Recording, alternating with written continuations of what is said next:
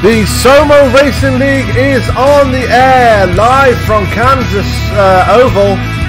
We are here for the Kansas 155, brought to you by Coffee and Glittermum. And this is the Portside Jaguar and Land Rover Cup Series, brought to you by Coffee and Glittermum, and both are broadcasting. Sam Cooper Bennett up in the booth with you, joined by my broadcast partners as usual, Mr. Tony Trapasso and Mr. Scott Brinson. Guys, more fun tonight? Always. I imagine there's going to be a lot of guys bouncing off the ball tonight, as this is a high lane track. So, and from what I'm seeing in practice and just now in qualifying, some guys are going to have some issues with the wall. Absolutely. And before we go any further, let's go through our sponsors for tonight's broadcast. We're going to go to tonight's broadcast, which is brought to you by Coffee and Glittermum. If you wanted a good design for your cup, if you want something shiny on your cup or your glass for anything to drink out of, then go to Coffee and Glittermum. They will get you sorted out. That's www.facebook.com/Coffee and Glittermum. And don't forget, ladies and gentlemen, there is still enough time left to get something overnighted for Mother's Day. Yeah, that too. This league is also sponsored by United Real Estate. If you want to sell your home, or even if you want to buy a home, go to United Real Estate. They will get you a decent offer. Also want to give a new shout out to the league's new sponsor, Top City Travel. If you're looking to go on vacation and want a decent price, then go to Top City Travel. They will get you a decent price for the best time of your life. Want to give a shout out to PZ Overlays. If you want a decent overlay for your broadcast, like the one you see here tonight, then go no further than Paul Zota. He will supply you with a decent overlay for your broadcast. And now also, I would be remiss if I did not mention pH Aware, one of the most misdiagnosed diseases in the world of in the medical profession world, pulmonary hypertension. If you want more information, if you want to spread awareness, or even if you want to make a donation, then go to phaware.global or phaware.org. Okay, bit late in the day here tonight. Had a few technical glitches, mainly with the new mic and stuff like that, but here we are at Kansas Speedway. My God, I can't speak tonight. But before we go any further, Scott, shall we go through the points for tonight? Yes, sir. If my computer will cooperate here, I've been having some issues today. I can go then. Sorry. Adam Baker's got a big lead, got a 90-point lead coming into tonight over Seth Hatchell, who's back there in second place. Joe Mitchell's in third. Keith Mayato back there in fourth place. Shea Papawa's fifth. Aaron Mulrooney Jr. sixth. Lupe Gonzalez up a spot after his victory last week, the seventh. Chris Samard eighth. Tom Clayton ninth. And Brian Neff rounds out the top 10. And Neff is currently 221 points back, so he's quite a bit of distance back. And as I've stated before, I've still yet to ask Paul if it's the top 12 or top 16 that make the chase. But we'll go ahead and give you the next six. It's Lynn McNeese at 11th, David Gain 4th and 12th, Paul Zota 13th, Ryan Gemmel fell 5 spots to 14th, Ron Hollyfield 15th, and Braden Johnson rounds out those 16. And Tony, I believe you wanted to touch on some sad news that happened recently.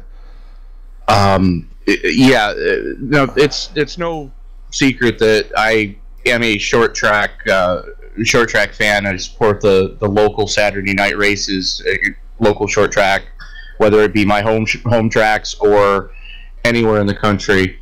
But it is definitely a sad day in the modified world, as we have unfortunately lost a pioneer in the sport with Maynard Troyer passing earlier today. Troyer is probably best known for starting Troyer race cars in 1977, retiring from driving and taking that on full time, which he retired late in the 1990s. And basically the quintessential car that all cars are based off of is the pavement modified that Troyer started building in the early 80s. That's become the blueprint for the pavement modifieds of today. as well as the Big Block Dirt Modified, known as the Mud Bus, that he debuted in the late 70s, has gone on to become the blueprint for what modified racing has become today. It's definitely a sad day, and thoughts and prayers from both of Broadcasting go out to the entire Troyer family. Absolutely, and it's definitely sad news for the racing world, especially so close since Tom Hilton passed away as well. So definitely a lot of sadness in the racing world now, but not going to have enough time to do the national anthem as we're just 15 seconds before the start of the race. So before we go to that, let's go to our main race coverage right there on your screen. And we're just seeing the last couple of cars just make it round the track. Before we go to our grid tonight, guys, what are your expectations for tonight? Because it's a much different track to what we saw last week. Never can tell with these sim races, Sam. Not only that, but this is also the first time that BOFA has been here for a day race at Kansas this year yet. So it's going to be interesting to see how the track temperature is going to really affect things. Absolutely. As we're just getting ready to go over to the race session now, so before we do that, let's go to our grid for tonight's race. And starting up on the pole, when it decides to show up there, Keith Maiato throwing a scintillating lap time down with a 29.512. He'll be joined on the front row by Adam Baker. Row 2 will be Shane Papala and Chris Samard. Row 3 will be Lupe Gonzalez, last week's winner. He'll be joined by Joe Mitchell. Row 4 will be Tom Clayton and Ryan Gemmell. And row 5 will be Kurt Davidson and Braden Johnson. Jim Locking will start 11th. Timothy Lewis back there in the 12th spot. Jeff Sharp 13th. Aaron Mulrooney Jr. rolls off 14th tonight. David Gainforth will start in the 15th position. Brian Neff 16th. John Estes 17th. The last of the guys to take time back there in 18th position will be Larry Holloway. And then Aaron Schaefer in 19th. And Joe Owen round out the top 20. Jay Felton, Jay Felton starts 21st. Lynn McNeese 22nd. Ron Hollyfield 23rd, and Paul Zoda's going to ride shotgun and start this field at 24 back in the caboose spot. And, Sam, you and I were talking during the hot lap session about Joe Mitchell appeared at the time anyways to be struggling ever so slightly. How wrong we were. I know, right? He's found some speed in that car, and he's actually put it in a decent position, as it sounds like the cars are now rolling. So getting ready to go. We've got 155 laps here at Kansas. We've got the the most winningest drivers in the league on the front row. So this is going to be an interesting fight to see. True story. And I believe they said segments at 45, 45, and 65. Let me just go back and see that, because Paul did mention that earlier in tonight's before the broadcast started. He told me that tonight's Scott, while I find that, do you want to just get us going quickly? Sure, I can do that. Pace car getting ready to duck on in. There he goes. Ready to go racing in the land of Oz, folks. Kansas. And Keith Maiato's got us rolling. Nice start there. Outside lane really didn't get a good jump, but Maiato did. And everybody's going to try to find a little position up on that high side now. You're going to see him running up close to that wall tonight, folks. That's the line around Kansas Speedway. Yeah, so while they're running there, and Keith Maiato absolutely strolling away from the field, as Adam Baker's got Shane Papala all up his grill? No, I'm not going to say that. Anyway, stages are at 45. Stage 1 ends at 45, and stage 2 ends at on lap 90. So, yeah, you're pretty much right there, Tony.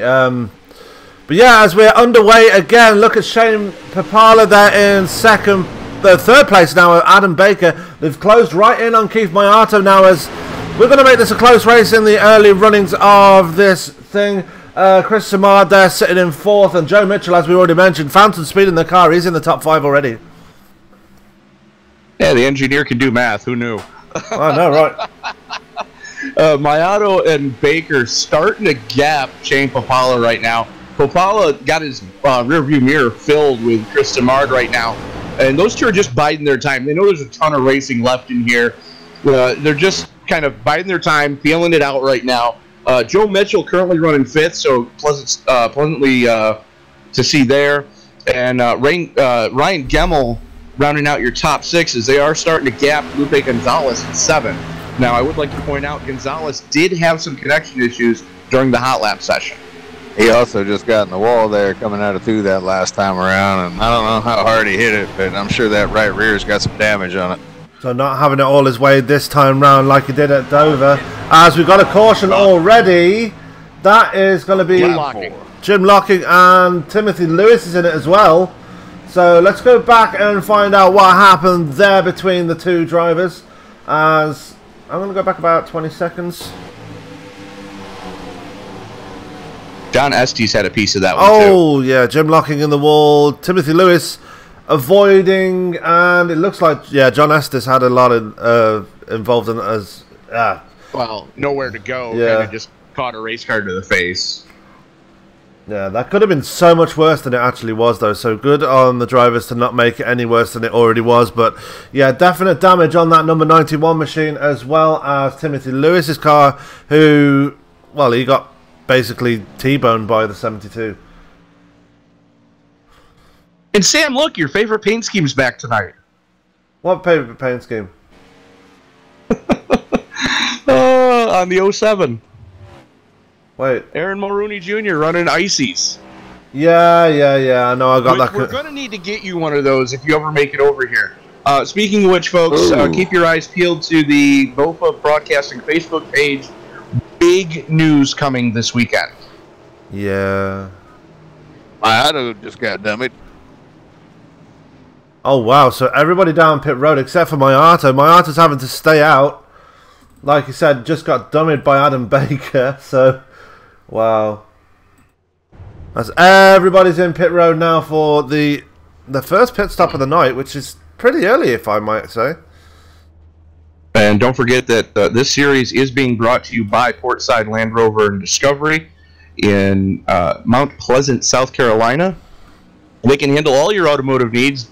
Their techs are certified to work on your brand new Land Rover or Jaguar, but they can also handle your trusted Ford, Chevy, Dodge, Toyota. Please, iRacing, can we have Dodge again? As it looks like... Well, Ron Holyfield looks like he won the race off pit road because he did a pass-through, so unlucky there for Holyfield. Holyfield actually getting past the start-finish line.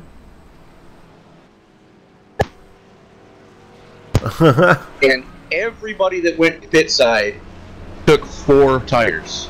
Yeah, Shane Papala actually winning the race off pit road there. Beating Adam Baker off at the line. That sounded wrong, I know, but, you know, try and keep it PG-13. Anyway, Papala second, Baker third, Joe Mitchell fourth, but Keith Mayato could be in a bit of trouble here, guys. The good news is Mayato's got control of the field, and he's got a clear racetrack in front of him. The bad news is everybody except for Shane Papala has 4 Mr. Feelgoods on that car, as Scotty would say. Yeah, I'm curious to see how that's going to respond here. If it's going to be like we've seen in recent weeks where any kind of laps on the tires are bad news to stay out on them. Well, we're about to find out as the lights are out on the pace car as the field works its way down the American Ethanol back straightaway here at the D-shaped Demon of the Midwest. Absolutely, as there they are, 2 by 2. Tony, get us going, dude. Mayato and Papala up on the front row as the field works its way into the 3-4 complex. Joe Mitchell up to 4th right now from his 7th place starting spot, so good to see Joe on the move.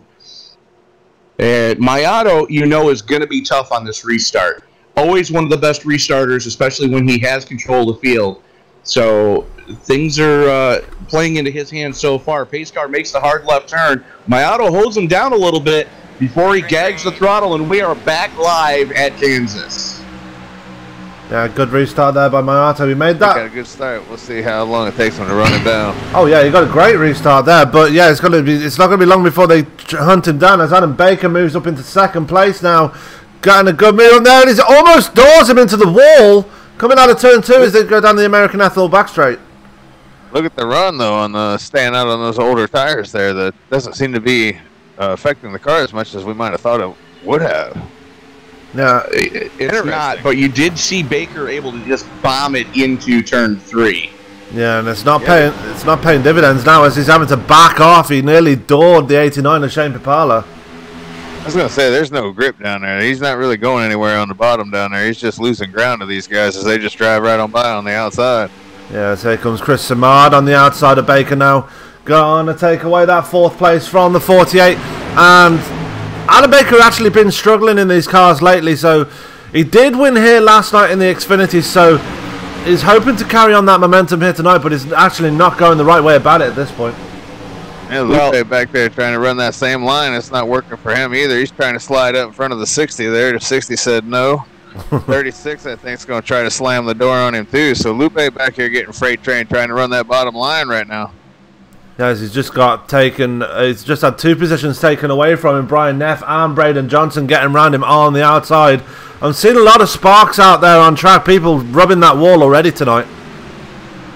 Yeah, you'll see a lot of that. With where you need to run to really carry the momentum around here in a full-fettered stock car, you're going to see a lot of rub marks on those safer barriers. You think it's bad tonight? You wait till we get to Darlington. It's going to be even worse there. Yeah, the old Darlington stripe. Oh, yeah.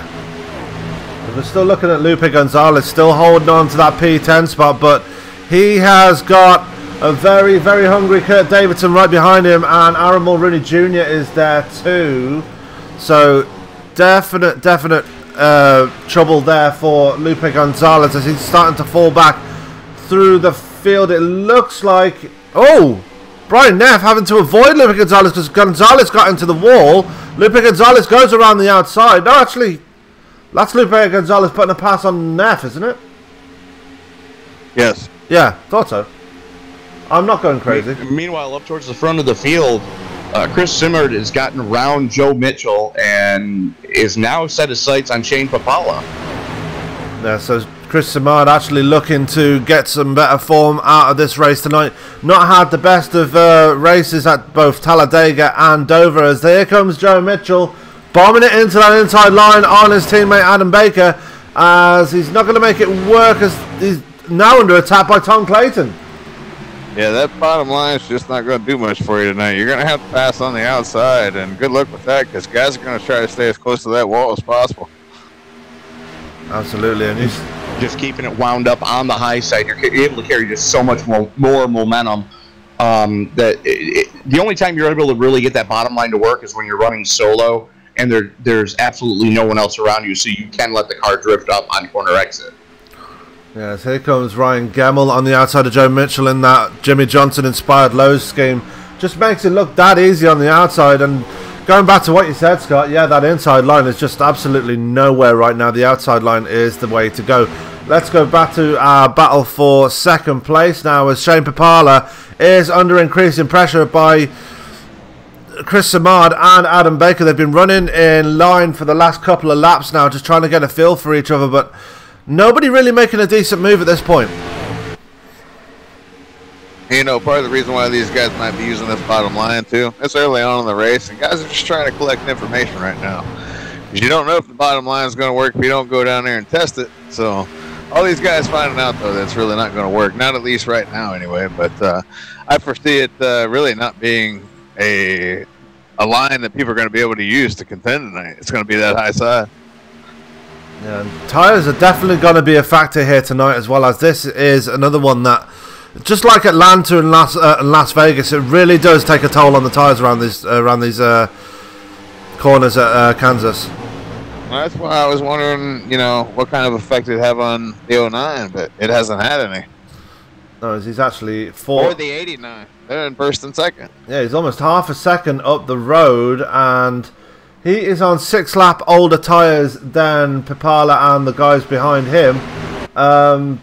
Timothy Lewis is behind the wall, by the way, guys. Yeah, he called it a night. Yeah. And Jim Locking is back in the pits. Yeah, he's been in there for over 3 minutes now. So 2 down already. 22 left in the race. As we've got Larry Holloway 2 laps down already. So I'm wondering if he caught a piece of that as well. Ron Holyfield there. Actually made it past the start-finish line tonight. Sorry, Ron. Wow, that escalated quickly. I know. As it looks like the Shea Pilot is really closing in on Keith Mayato now. So I'm wondering if Mayato's tyres are now finally starting to fall off the cliff slightly. He's caught the wall. That too. But the thing is, you notice Papala didn't get tires on that last pit stop. So I don't think he pitted, did he? He did not. Well, he passed through, and that was about it. Okay.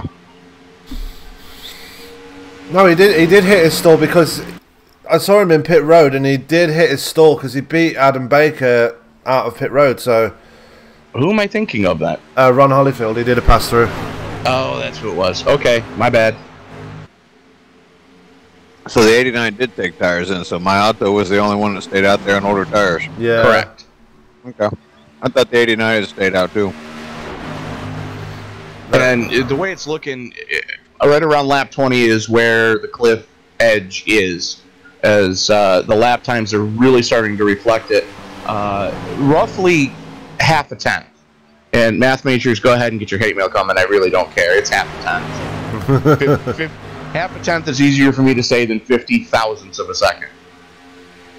Yeah, as we're seeing Keith Mayato just keeping it wound up on that high side, knowing that Shane Papala's coming and knowing that he might lose a position if he gets it all wrong. So really playing the defensive game now as we're pretty much halfway through stage 1 already. Only 1 caution in it so far after the incident involving Jim Locking and Tim Lewis.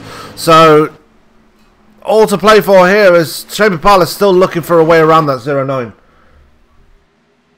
And we just lost another driver. Jim Locking was disqualified from the race. So those two are officially out of it. Tim Lewis first one out and Jim Locking second out tonight. Yeah, Jim Locking not beating that 5-minute repair rule that was administered a couple of weeks back. So Jim Locking has been removed from the race because of that rule. So unlucky for the 91 as we're still watching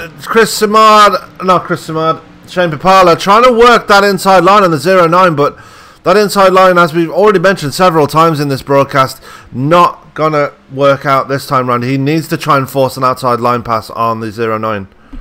And it's interesting to see the dichotomy compared to what we saw last time we were here, Sam, as Sunday and Tuesday night both, with the Indy cars, we saw that inside line was the only place you wanted to be. Yeah, and that's the difference between stock cars and Indy cars, as Papala brushes the wall and sends a few sparks flying. But yeah, it's definitely our caution. Yeah, Indy cars are Len McNeese involved in that one. Yeah, and Aaron Schaefer's going slow as well. Who the heck is that? Yeah, McNeese and Schaefer, they were close to each other on track. That was Brian Neff coming out on track, really putting them both off. Oh, no, back it up a little more. McNeff got it all wrong, or Brian Neff got it all wrong coming off of turn 4, went through the grass, tried to save it, and came back up in front of the 11 and the 84. And, yeah, that just ended poorly. Yeah, it looks like the 11 of Joe Owen getting a piece of that as well in that classic. Yeah. Classic Mountain Dew scheme. I like that scheme. Man, that was a hard impact for Lynn, too. I think he's going to be pretty much done, too, after that contact. Guy went through the grass. He'll live to tell the tale because he's going to be okay. They basically scared both Schaefer and McNeese into wrecking. So, unlucky for the 71. Actually, Schaefer didn't get too much damage from that, so he can probably live to fight another day. He does have damage on that car, but not as much as obviously Len McNeese, who's I think still going round, but got some significant. Well, I'm watching the 84 right now, and you can watch that rear axle walk in that car. That's going to be a couple of minutes to get a new Panhard bar put in that thing. He might have more than 5 minutes worth of damage too. My auto's overslid his box here, so he may lose the battle off pit road here. And I'm not live. Yeah, 89 is going to win it big time. My auto's going to lose a lot of spots, about 4 or 5 spots there. 5. Yeah, that's what happens when you overslide your box. Just that one split second will cost you that many positions, folks. That's why you can't make mistakes on pit road. You got to practice that stuff.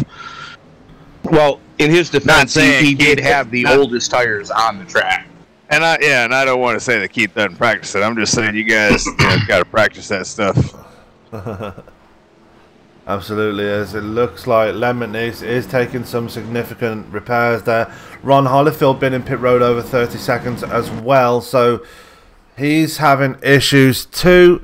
And obviously Jim locking out of the race has been disqualified due to the 5-minute pit ruling. Back to the front of the field as we're looking at Shane Papala won the race off pit road. Chris Simard jumping up a couple of spots as well. He didn't jump up a couple of spots, but he is in second. Baker third, and that Braden Johnson in fourth. Lupe Gonzalez. So he must have had one hell of a winner. He must have had one hell of a pit stop then, if that's the case.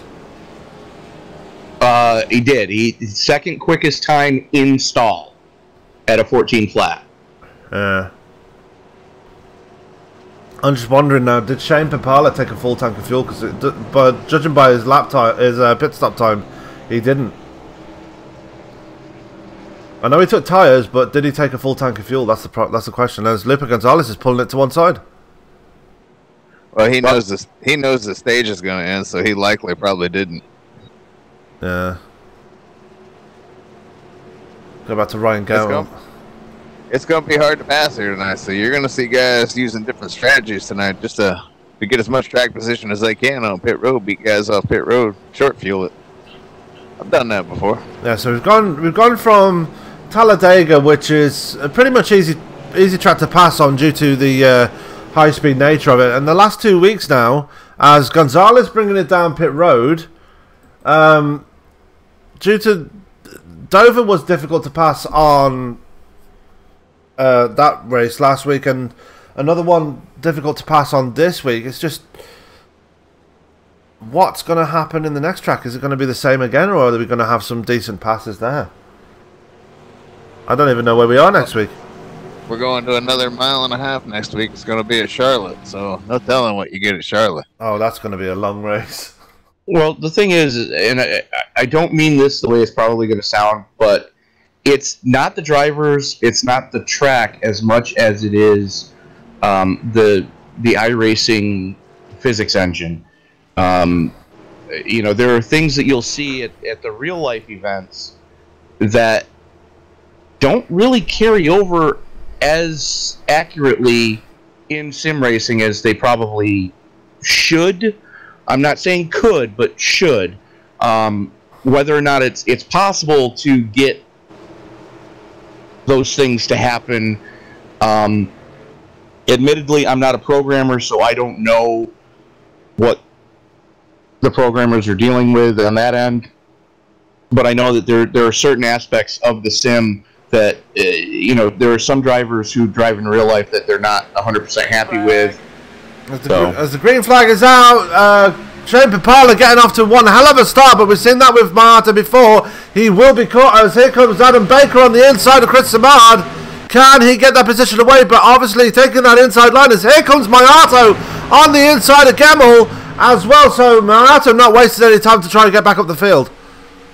And Adam Baker just forcing his way. That bottom line's just not going to work for the 09. He's finding that out. Or is it? Because he's still keeping it wound up alongside the 6 and is bringing the 7. Till they get up here to the corner. Yeah. He might get him here. Baker's got the clear. We've got a new leader. No. Here comes the 6 right back around him. Yeah, the 48 actually passed the 89 of Shane Papala on the inside. So great move there for Adam Baker, doing what Keith Mayato couldn't do. So great move there by the 48 of Adam Baker. Shane Papala there in second, Chris Simard in third. Brian Gemmell is in 4th. Mayato 5th. Jay Felton sitting in 6th in that Napa Auto Parts scheme. Love the company. Not as much of a fan of the driver of the real life version of that car as I probably should be. Yeah. As Gemmell's got problems, he's dropping back for the field now, opting for that inside line, and he's just going to get absolutely freight trained now, as he's just lost 2 spots to Keith Mayato and Jay Felton, and it looks like Tom Clayton's going to try and take a look at that and take that 6th place away from the 6 as well. Samard all over the back bumper of Lapala again for 2nd.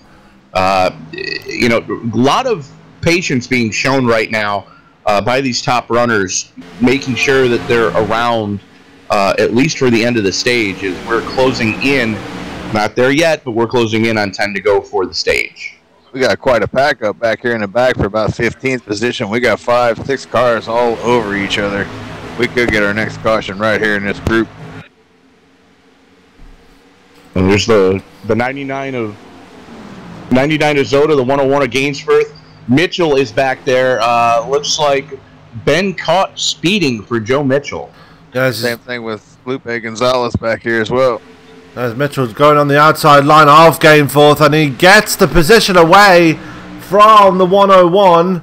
Hey, that's my number. Anyway, the 101.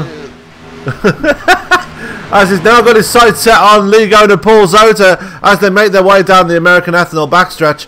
Lap 34 of 45 in the first stage. Paul Zota opting for that inside line. That's not the best of ideas there, Paul, as there goes Joe Mitchell on that outside and makes it look just that easy. Well, I think Zota is just, you know, discretion being the better part of valor there, just trying to stay out of the way, knowing that the low line's not working right now. Either that or he's just trying to lay some rubber down there so it does come to later in the event. Absolutely, as there goes Aaron Schaefer to his outside as well. So Paul Zota falling back as it looks like Lupe Gonzalez is going to be the next one to pass him. Lupe Gonzalez taking a pit stop after getting a... looks like he got a top off of fuel. As he's making his way back through the field now as he's working on the outside of Zota. Zota actually keeping it wound up on the inside this time. Bounces over a huge bump there. That's going to unsettle the car slightly. As there goes Gonzalez on the outside of the 99, and that is up to P14 for the 53. Meanwhile, let's go back to our leader, Adam Baker. He is stretching his legs out in front now, up the road by 0.6 of a second already, guys. Yeah, it's the battle for second place that's heating up. Shane Papala's got a rear view of the 77 and the 09. And Felton is just far enough back that should things happen, shall we say, he's got enough time to at least say it before he does it. Yeah. But there is Keith Mayato slowly making his way back through the field as he's got his sights set on Chris Simard. Gonna take it down to the apron to try and see if he can make any kind of move or try and get some rubber down on that inside line and make sure it comes into play later in the race, but really not going to be a factor at this point as it looks like Simard's closed right on the back of Shane Papala now, and this 3-car train is the battle for second place right now, guys. And you got to also remember we're racing for stage points as we're under 10 to go in the stage, actually coming around to be 7 to go to the end of the stage. So everybody racing for stage points now. Yeah, Shane Papala defending that inside line from Simard. Doesn't want to go down there too much. Because if Simard gets it... Both on the 48, dude, look at this, Sam. Oh, yeah. Adam Baker really struggling on those tyres now. They're only 13 laps in on these tyres, but like I said before, this track is like Atlanta or Las Vegas. It will hurt your tyres should you take a wrong line through any of these 4 corners. Well, that and being the, where it's located geographically, the winters beat the ever-loving snot out of the pavement here. So, this track is just, it's got a lot of, as the drivers would say, character to it, which is not the best for a tire engineer. Not at all. And the guy. That's all the beautiful part of racing, though, from track to track. And I completely agree with you. From a driver's standpoint, it's great, but from a tire engineer and a crew chief standpoint, it's a total nightmare scenario. As Papala to the inside of Baker for the lead. Not going to make it. I think it's going to happen. No, not going to make it work. Speaking of hang on to a kid. Yeah, he's going to lose 2 spots because of it. So Papala making huge mistakes there on the backstretch. Mayato winding up, going a bit wide, hitting the wall there. As Samad getting a bit wiggly coming out of 4. Tires are gone. These guys are begging for 4 Mr. Feelgoods right now.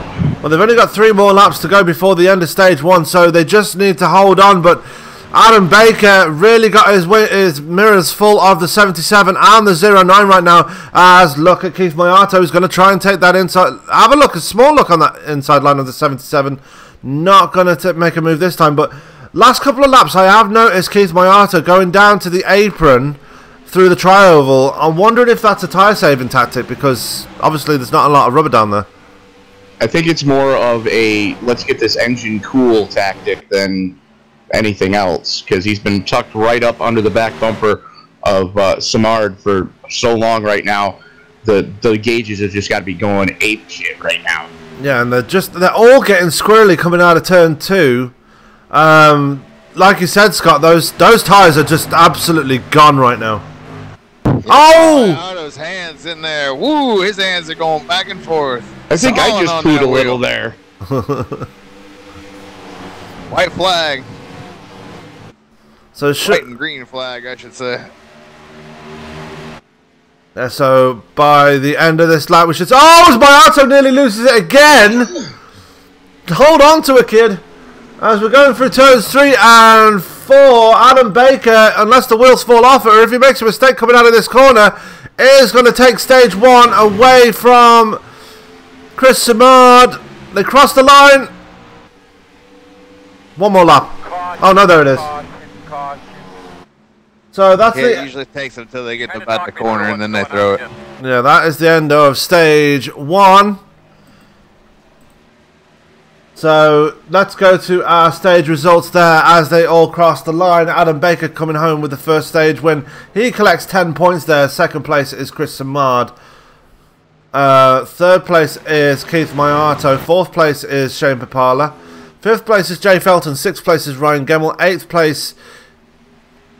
Seventh place is Tom Clayton. Eighth place is Kurt Davidson. Ninth place is Aaron Mulrooney Jr. And 10th place is a man we've not spoken about much tonight, Jeff Sharp. So two cautions in the first stage, guys. Interesting racing so far? About what I expected. I figured it'd pretty much be a line. We're seeing guys make moves on that bottom side, but nobody's making it work. So it's pretty much just single file riding around the top. That's usually what Kansas is in these stock cars. Yeah, especially the day race. Unfortunately, with the track temperature being what it is, well, it's not that bad right now. It's only 82 degrees. Normally, it's north of 100, but with the day race and the way that the sun reacts with this weathered pavement, we're probably going to see single file and hope the guy in front of you steps on his own junk. Yeah, so all bringing it down pit road right now. There's Ron Hollifield just coming out of pit road, but here come your leaders there as Felton hits his stall okay. Mulrooney looks like he's going to get hit his stall okay. Let's see how everybody else does as... Papala overshoots his stall. Yeah.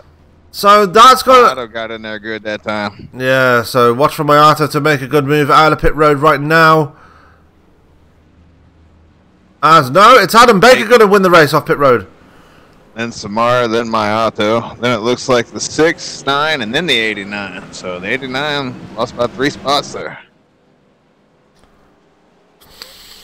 So good pit stop by all. So yeah, apart from Shane Papala, who's lost 6 spots there. Wow, was it that many? Oh no, he's back down in P6. He's just come out just ahead of Tom Clayton. So I think he got off a bit lucky there. Yeah, he did. He only lost 4, so that's a lot better than it could have been. So yeah, Shane Pipala there down in 6th place. Adam Baker winning the race off pit road. Chris Samard is there in 2nd. Keith Mayato sits in 3rd. Ryan Gemmell 4th. Jay Felton is 5th. Shane Pipala, as we already mentioned, is 6th. Tom Clayton is 7th. Kurt Davidson 8th. 9th is Braden Johnson. And running out the top 10 is Aaron Mulrooney Jr. Braden Johnson is one that's looking for some better luck here tonight, guys, as he's not had the best of luck since he won at Las Vegas. You're not wrong.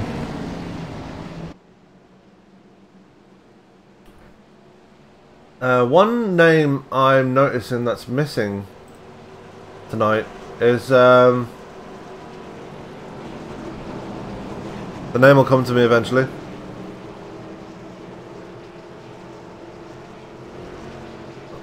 There's still single file, so I'm going to look for it.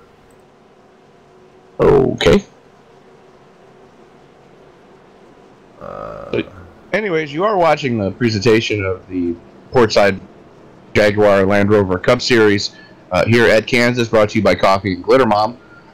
Don't forget to like, subscribe, and share. If you like the action you're seeing on the track, go ahead and drop a comment below with your iRacing screen name. We'll see if we can't get you added into a future event here in the SOMO Racing League. And the person that Sam was trying to think of is Seth Hatchell. Yeah, that guy. Thank you. That guy. I knew the name was there. I just couldn't say it for some reason. You know, when you try and think of something. Second in the points. So yeah, pretty big deal that Seth didn't show up tonight. Yeah. Scott, they're 2x2 now again, dude. Let's see you get them going again this time. All right. But the only time you can make anything happen is on these restarts on that bottom line. So guys could just get a slow start on that outside lane. You can make up some spots down there on that first lap. But after that, you got to be on that outside. So all the gettings right here on the restart. I'm sure as this race gets a little later, guys are going to start getting a little more greedy on these restarts. They're not going to care so much if they slide up into the guy on the outside. There's a wall out there, so they're eventually going to stop. Momentum's going to stop, so it's a matter of how hard you slide up. If you know what I mean. Absolutely.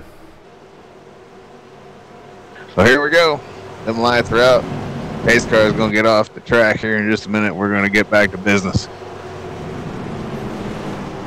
Baker's going to get us going. First stage is over. Stage 2 starts now. Pace car is off.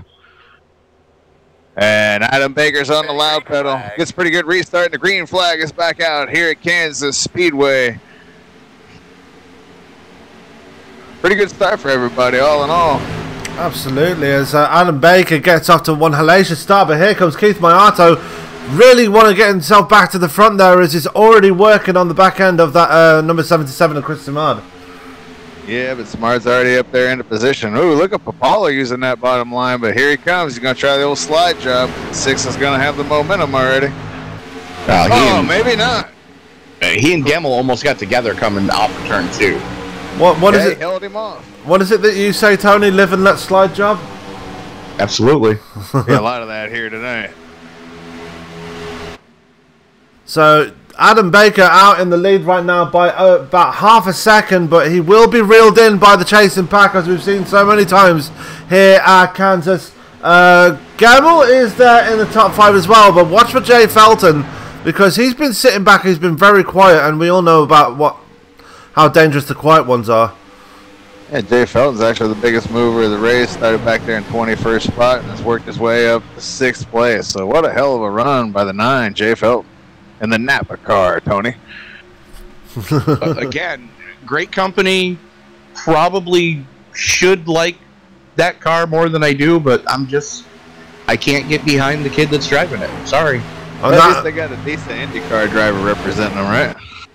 Decent IndyCar driver, awesome Top Fuel Funny Car driver, great sprint car driver, and the kid that's driving in the K&N West Series right now is just unbelievably good. And as a matter of fact, they should probably put him in the cup ride. And that's the Napa know-how. I knew that was coming up. Jay Felton now extending his lead over Tom Clayton to over 1.4 seconds now. So we're splitting the field up into very distinct separate packs as this second stage has got off to a very different start to the first one. Everybody getting single file and everybody kind of minding the P's and Q's right now. Looks like we're getting ready to ride for about 30 laps before it's time to really go and try to get those stage points. But everybody minding their P's and Q's right now. Joe Mitchell back here applying a little bit of pressure to Aaron Mulrooney Jr. He keeps acting like he's going to take a peek down there, but I'm not sure if he's actually going to go down there. Paul Zoda down on that bottom side right now, taking a look underneath the 73.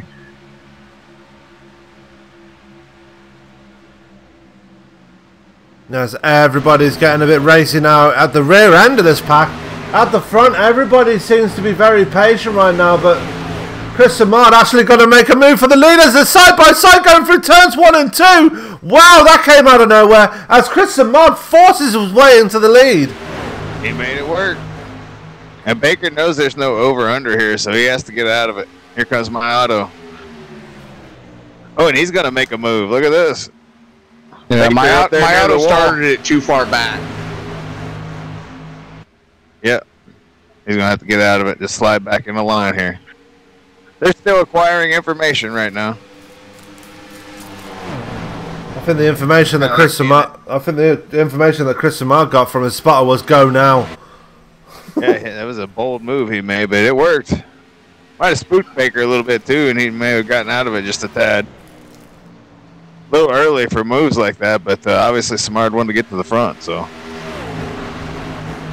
Well, Chris Samard's been on a charge since the drop of the green flag, and we can see why. Like I said earlier, the last couple of weeks have been very difficult for the 77, as it has been for most of the front runners here in this series. The last couple of races, while Keith Mayato's just been having it all his own way, except for Talladega and Dover, of course.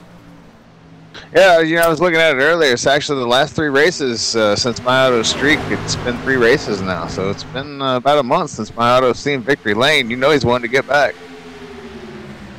Yeah, and Adam Baker would love to see victory lane as well. We keep getting different winners this time around. I mean, last week we had Lupe Gonzalez, and the week before that we had Len McNeese. So a couple of surprise winners the last couple of weeks. I mean, no, Lupe Gonzalez is not much of a surprise, but Len McNeese winning, now that's a surprise. And the week before that at Richmond was Chris Samard. So last 3 weeks we've had 3 different winners since Mayato went on his 4-race streak there in the beginning part of the schedule. Yeah, which started at Martinsville, incidentally. So definitely a man that really would love to get back on the top step of the podium as Adam Baker gets a bit squirrely coming out of turn 2. This is about the point where the tyres start to fade off again, guys. Can they hold on to it this time as we're 30 laps away from the end of stage 2? I was going to say something about that at the end of stage 1 when they were racing so hard, but they were also racing for those stage points, so they were probably not taking care of the tires. But you saw after, what, about 20 laps there after we had that last caution where the tires were already gone, so that's a good question. Problems for Tom Clayton. He's falling back for the field like a stone as there goes Zota and there goes Gonzalez getting almost into the wall. Very close there between the 99 and the 53, but they get around Clayton relatively cleanly as it looks like Clayton's got some right side damage. He's got a lot of right side damage right now.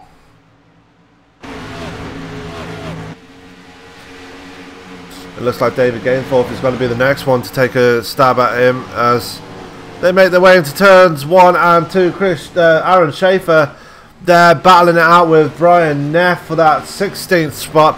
Just going back from the field there, just seeing what battles there are around, and Brian Neff is there chasing down the 71. Joe Owen in that classic Mountain Dew scheme, he is battling it out with John Estes. Is he? No, he's not. Who's that with him? That's Larry Holloway. New paint scheme for him. Larry Holloway obviously 1 lap down. Ron Holyfield is out on his own on track right now. He's 1 lap down. Oh! Brian Neff just almost turned Joe Owen. So Brian Neff having an eventful night. Yeah. Are you sure it was Brian Neff or was it? I wasn't live. So it was a while ago then. But Larry Holloway getting around Joe Owen. Joe Owen's a new person in this league. I've not seen him before. Oh, 73 just got in the wall, got a shot from Lupe, but he saved it. They both had to get out of it. Zoda is going to zigzag through it. Here comes Tom Clayton. 101 may get by both these guys too. Hell of a job though by the 73, because I thought we were getting our third caution of the race right there, but he got into the wall, and Lupe really had nowhere to go and gave him a shot, but good save by the 73. So drama there for Jeff Sharp as he hits the wall. Paul Zota, I think he's going to need a new pair of pants after that, as he's fighting it out with Tom Clayton for that number 11 spot. Oh, Aaron Schaefer dirt tracking through 1 and 2. So everybody on old tyres now, everybody's struggling around this track when they're in the dirty air. And we can see Lupe Gonzalez struggling on the outside as well. Almost, well, I think he did get it into the wall, as it looks like Tom Clayton almost gets it in the wall as well. So everybody on this track now struggling on old tyres. As much as I would love to see this go green to the next stage end, I don't think we're getting there, as Len McNeish just put it behind the wall. Yeah, he took a big shot earlier. I'm surprised that he stayed in there this long. Absolutely, as we're still watching Tom Clayton working on the outside of Paul Zota. This has been the closest battle so far, as Tom Clayton... Yeah, go look at the battle for the lead. I take it back, as Keith Mayata's working on the inside of Samad. They're side by side going down the American Ethanol backstretch, as Chris Samad has a nose out in front. Mayato wants to take that inside line, but that's slightly too early for that inside line to work properly. But try telling Adam Baker that. Or Chris Samad that. He's likely to lose 2 positions because he's making that move if he don't make it work. Because I think Papala's going to get by too. Yeah, he's burning up the tire down there too. That's all he's doing is melting the tire up. Or he's trying to take advantage, maybe thinking these guys have burned up their tires. Ooh, look at Baker! Wow. Yeah, they're big all wiggle there. They're all on 21 lap old tires now. Ron Holyfield has been in pit road for over. There you go. Mayato's pitting. So green flag pit stops are underway. There goes Mayato into pit road. So the first of the leaders to blink. So definitely. Sorry, Scott. I was just gonna say he's got a habit of doing that. He's always usually one of the first ones to make a green flag pit stop if he's feeling like the tires are gone. He's not gonna blink. Yeah, Braden Johnson, the other one to bring it down pit road. Let's take a look at our leader, Chris Samad. As look at Shane Pipala trying to work that inside line as well, as he brings it down pit road as well now. So Shane Pipala, the next one to blink. It looks like the Fords are having a bit more difficulty getting around the track than the Chevys at the moment, as Ryan Gemmell brings it in. Davidson brings it in, and it looks like Zota's in as well. So everybody. And Ron Holyfield just put it behind the wall as well. So we've got 3 retirements and 1 disqualification so far. Correct. Clayton just compacted the wall pretty good there. The man in that number 66 really not having the best of times out there in. Well, it's in 9th place, so a pretty respectable position, but that is only because of the pit stops happening right now. Shane Pipala's coming. Look at this. That's new tires for you, folks. That's the difference between dinosaur tires and brand new fresh rubber. Yeah. Driving by them like they're sitting still in the parking lot. Yeah, he's just got around Pipala. Still nothing. It's like they're in reverse. And now he's coming up on double file racing up here. He's going to have to show a little patience, or maybe just drive through these guys. Look at this, 3 wide. No patience. I got no time for patience. As Chris Samad's bringing it down pit road as well. Joe Mitchell in pit road. Aaron Mulrooney in pit road. So our leader has pit. Chris Samad is in pit road. Let's see how he can take advantage of this as he hits his pit stall. Keep an eye on Keith Mayato as He's going to be your new leader when this all cycles through. Well, here's the thing. You take a look at Mayato's last lap, and you take a look at your current leader, Adam Baker's last lap. there's a 2.3 second difference, Mayato being faster. Yep.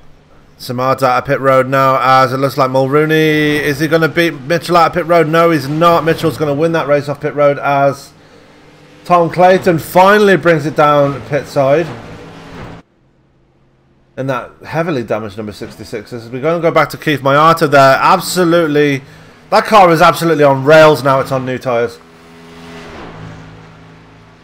Yeah, with the stage only being till lap 90, you know, they don't have to run a big, long green flag run here. He knows how far he's going. They're going to come back in and get tires in. So he might have timed this right and perfectly to win the stage.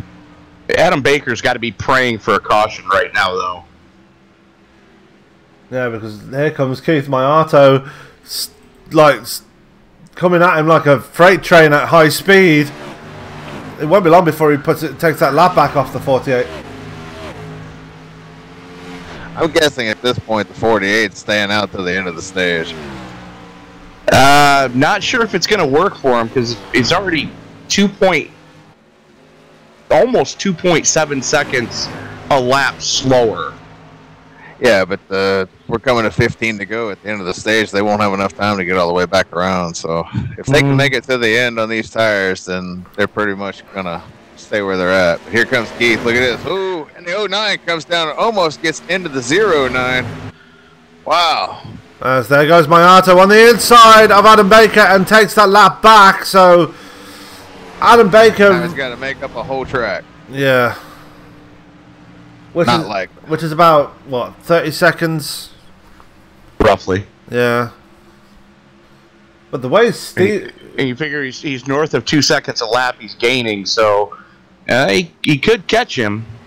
At some point, though, that's going to start dropping down a little bit, though. Those tires aren't going to be as fresh. As we Look at the 89. He's going to do the same thing here and try to muscle his way through here.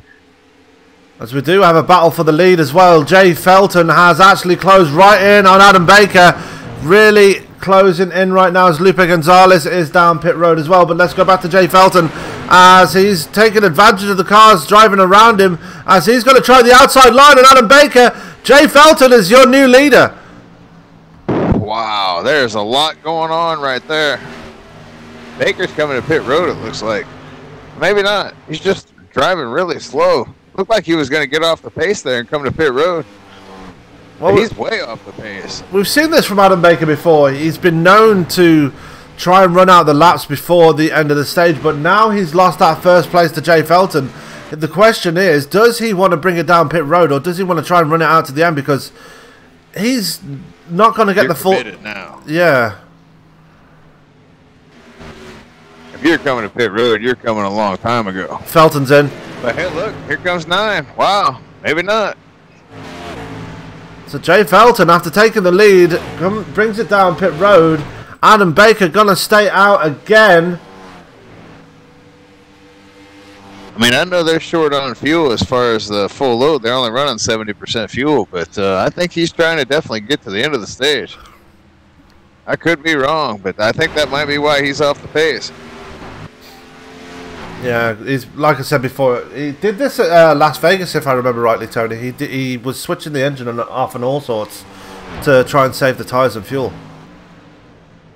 Well, we're going to find out. Oh, my heart is in the wall. Sorry, Tony. I was going to say, we're about to find out because, you know, Baker's coming in on 10 to go. Yeah. So he's just going so slow.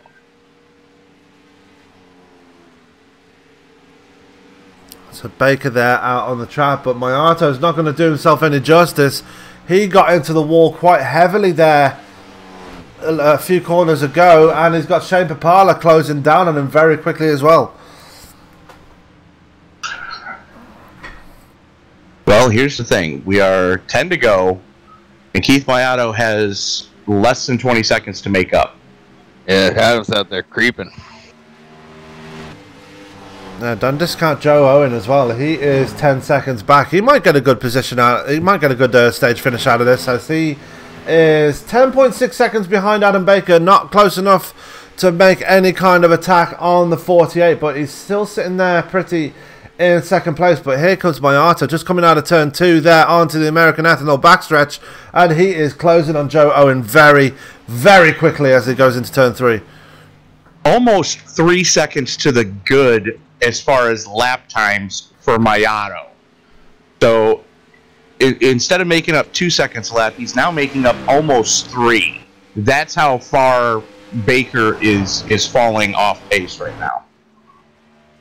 Yes, we're on lap 82 now of 90 in the second stage. Yeah, you can see he's literally creeping around the tri-oval now to try and save those tyres. He's got no speed in that car because of how old the tyres are. As here comes Aaron Schaefer to his outside, and it looks like the 73 is coming as well. So Jeff Sharp and Aaron Schaefer gonna pass him on the outside. Paul Zote is gonna come by as well and take his lap back. So a lot of people are going to be back on the lead lap by the end of this thing. But I don't think it matters to Adam Baker as long as he gets the stage win. Well, Mayato is coming at a pace of 3 seconds better a lap than Baker. Joe Owen is a full second quicker. So it's probably going to be 3 cars side by side by the time we get to the stage end if this stays green. Yes, there goes Brian Neff on the outside of Baker. Definitely struggling in that 48. And did I hear that? Did he switch his engine off just then? Yes. Thought so. Gap between Mayato and Baker now 9 seconds between the two. As Joe Owen is in pit road, he's left it too late, and he's going to lose a lot of positions. If I was Joe Owen, I would have stayed out at this point. I don't think he had a choice. Yeah. It sounded like he was spitting when it went down pit road. Yes, there's Keith Mayato down the backstretch going into turn 3. The gap now between the 48 and the 09, as we are 5 laps to go, going to 4 laps to go, is 6.4 seconds.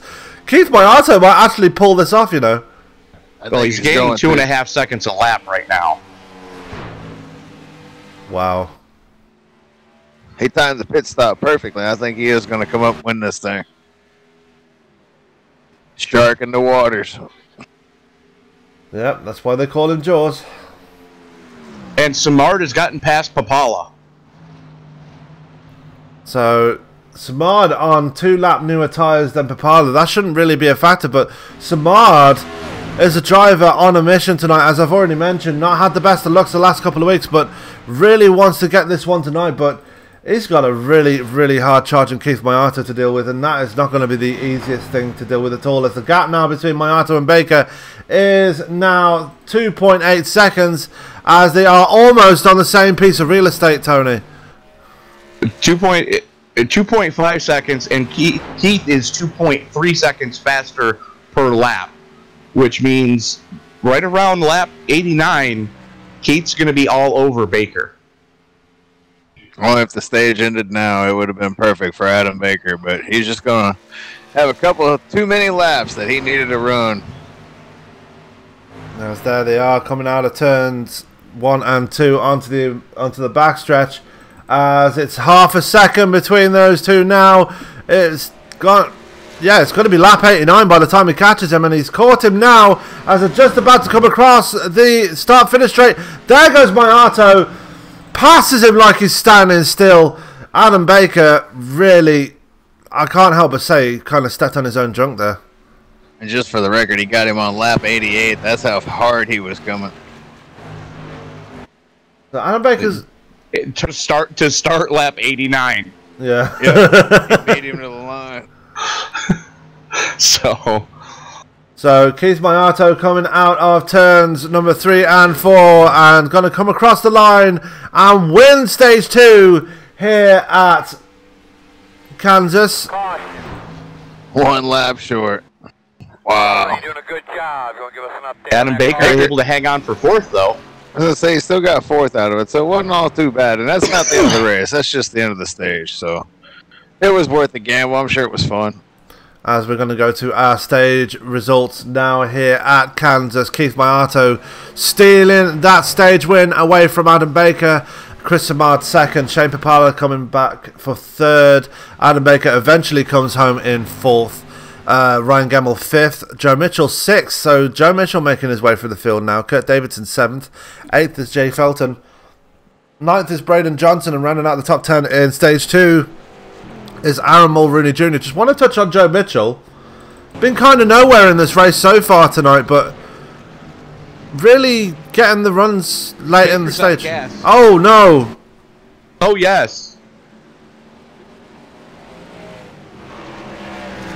Completely out of gas. He's gonna make that engine's not running. And you There's can gonna be a lot of spots he's gonna have to make up at a track where passing has been very difficult tonight. Track position's key. He's creeping back to his stall. He's gonna get there, but boy, he's just gonna barely get there. And there it is. It finally chips out. The engine was winding down as he came down pit road, and just before he hits his stall, gets into his pit box with no engine running. So Adam Baker running that engine dry as he just takes fuel on this pit stop.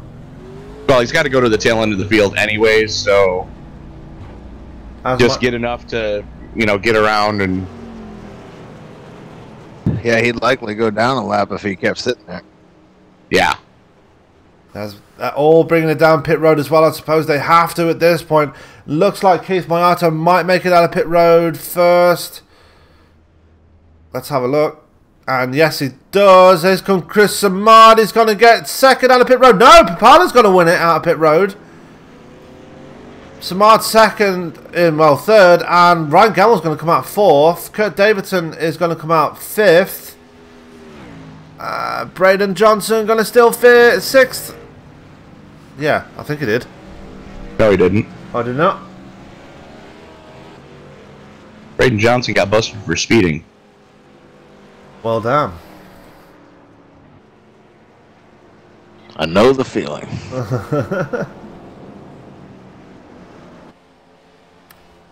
So after that second stage, we're about to go on to stage 3. Only 2 legitimate cautions in this race so far, guys, so everybody keeping it clean at this point. I'm guessing it's not going to be so much the case in the restart, though, for stage 3. Well, it's going to be interesting to see when you add 20 more laps to the stint, how these guys are going to break it up. If they're going to try to one pit it or if they're going to try to 2-time it. I would think 1, because you'll have guys that'll definitely do 1, so the guys that do 2 are automatically going to be at a disadvantage. That depends on how many cautions we get too. Well, yeah, that's true. So get your email coming, folks, because I think I just jinxed the field. If we get cautions, that's a different story. But if we stay green, I look for it to just be a one-stop finish to the green. Absolutely. Just want to give a shout out to the people watching. To the checkered, I meant. Just want to give a quick shout out to the people watching the broadcast tonight. If you like what you're seeing, then please leave a like on YouTube, or if you leave a like on Facebook, that would also help. But if you want to see more on YouTube, then please hit that subscribe button and tap the bell so you can be notified of when we are live again. And Tony, get the old hate mail machine fired up, because if there's any Predator fans out there watching this broadcast, you guys better do all your little mojo, because the Preds are about to get eliminated. That's coming from a Blackhawks fan. Oh no. Hey, we remember last year. We remember. Hey, it's lacrosse season, so, and my Sabres already been eliminated from the NHL playoffs, so it's now lacrosse season. Well, it's 3-1 Winnipeg Jets at the start of the third period. So we've got some fans in the Facebook chat, Tony. Ernie Ackley. Hi, everybody. Tony Ross says, "Let's go 71." Ernie Ackley. Yeah, and Tony. Yeah, Ernie Ackley and Tony Ross are the big fans out there on the Facebook chat. As we're going to go back to the race now, as Keith Mayata is going to bring us back to the green again to start the final stage in this race at Kansas. It's been a fun one so far. Let's see what the final runnings of this race will bring as we're waiting for the pace car to peel off into pit road. We're going to get it. Usual suspects up towards the front right now, too.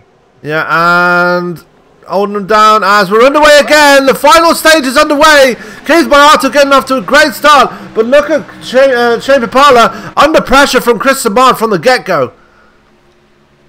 And Papala's got a rearview mirror filled with Ryan Gimmel's number 6. Yeah, and oh, Chris Samard only just taking that position away from Papala. Almost getting taken out by the 89 as they... Take a look at your battle for 5th right now as they're almost 3 wide. Yeah, it's ramping up now. Whole pack of cars. Ooh, right behind Kurt Davidson. He got a big wiggle there off the corner. He's got a whole bunch of vultures behind him. Yeah, 2 of them are race winners on the season so far. Lupe Gonzalez and Joe Mitchell right behind him as well. That is Jay Felton and Paul Zota there as well. Braden Johnson just sitting back there in the 10th spot. So yeah, definitely a nice little battle brewing there between the 41, the 53, the 9, the 18, the 99 and the 36. And don't discount Aaron Schaefer there in the 71. He is there too, as well as the 73 of Jeff Sharp. Brian Neff is just sitting back there as well. So we've got a nice, well, we've got a nice several car battle as Adam Baker's starting to make his way through the field as well now. Johnson into the wall. No. Yeah. That's the last thing he needs is more bad luck. As he's just lost the position there to Brian Neff.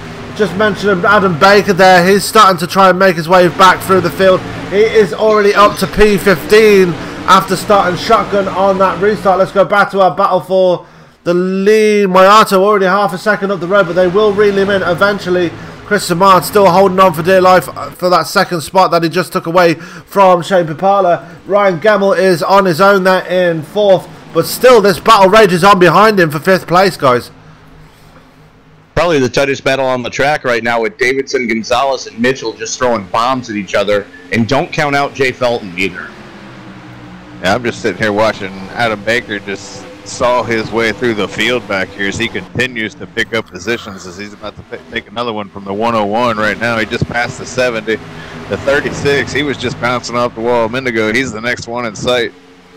Easy prey, I can only assume, because Braden Johnson's going to have damage on the side of that 36 and he's not going to have an easy time. As here comes game 4th, and it looks like Larry Holloway 2 laps down and still fighting with the leaders as if he's still on the lead lap. I would like to point out back up towards the front of the field. We're wrecking. 18 just took a big shot. Ooh, and the 36 come around and killed the 9. We got about 5 cars involved in that. Started with the 18. Oh no. As that is the big one happening here at Kansas Speedway. Looks like the 41 got in a wall. It spooked the 53. 18 might have checked up and he got run over from behind. I think the 9 took the hardest shot from the 36 on that deal. Well, you're right on that last assessment there, Tony, as they were throwing bombs at each other, but I think they threw one bomb too many and at this point. Well, somebody actually pulled the pin on the grenade that time. Oh, boom. Felton got destroyed by, it looked like Braden Johnson then. No, that was from when he got into it with Joe. It just tore the front of the car off, and then when he got turned by Johnson, it just kind of finished it off. So Schaefer's in that. Schaefer and Felton getting the worst of that. Joe Owen just spinning it all on his own, trying to avoid the thing and didn't hit anything. So Joe Owen getting off lucky there. But yeah, Felton and Schaefer getting the worst of that ordeal as they're all bringing it down pit road again. How to turn a cup car into a pavement modified, one easy step. Hit the outside wall. and everything except the pace car on the same crash. Yeah, everybody hitting their pit stalls very nicely this time round as here comes Paul Zota straight out of his pit box. So good pit stop for the 99. Here comes Gemmell. Here comes Mayato, who's going to win the race off pit road just by a nose. It's going to be Mayato, and I do not know who came off pit road third, as that was Samad. No, actually, Gamel came off third in that. So Mayato, Samad, Gamel, Papala, Gonzalez. Sorry, go ahead. Paul Zota, the biggest mover on that pit stop. He came out in 6th place. True story. But getting back to what we were talking about pavement modifieds, if you do want to send flowers to the funeral of Maynard Troyer, I believe they should be accepting those at the Troyer Race Shop in Rochester, New York. Absolutely. And I'm sure Maynard's probably, if Maynard's watching this race right now, I'm sure he's sitting up there, you know, with Richie and you know, some of the other greats that we've lost, looking down, going, who would have thought these guys could be doing this on a video game?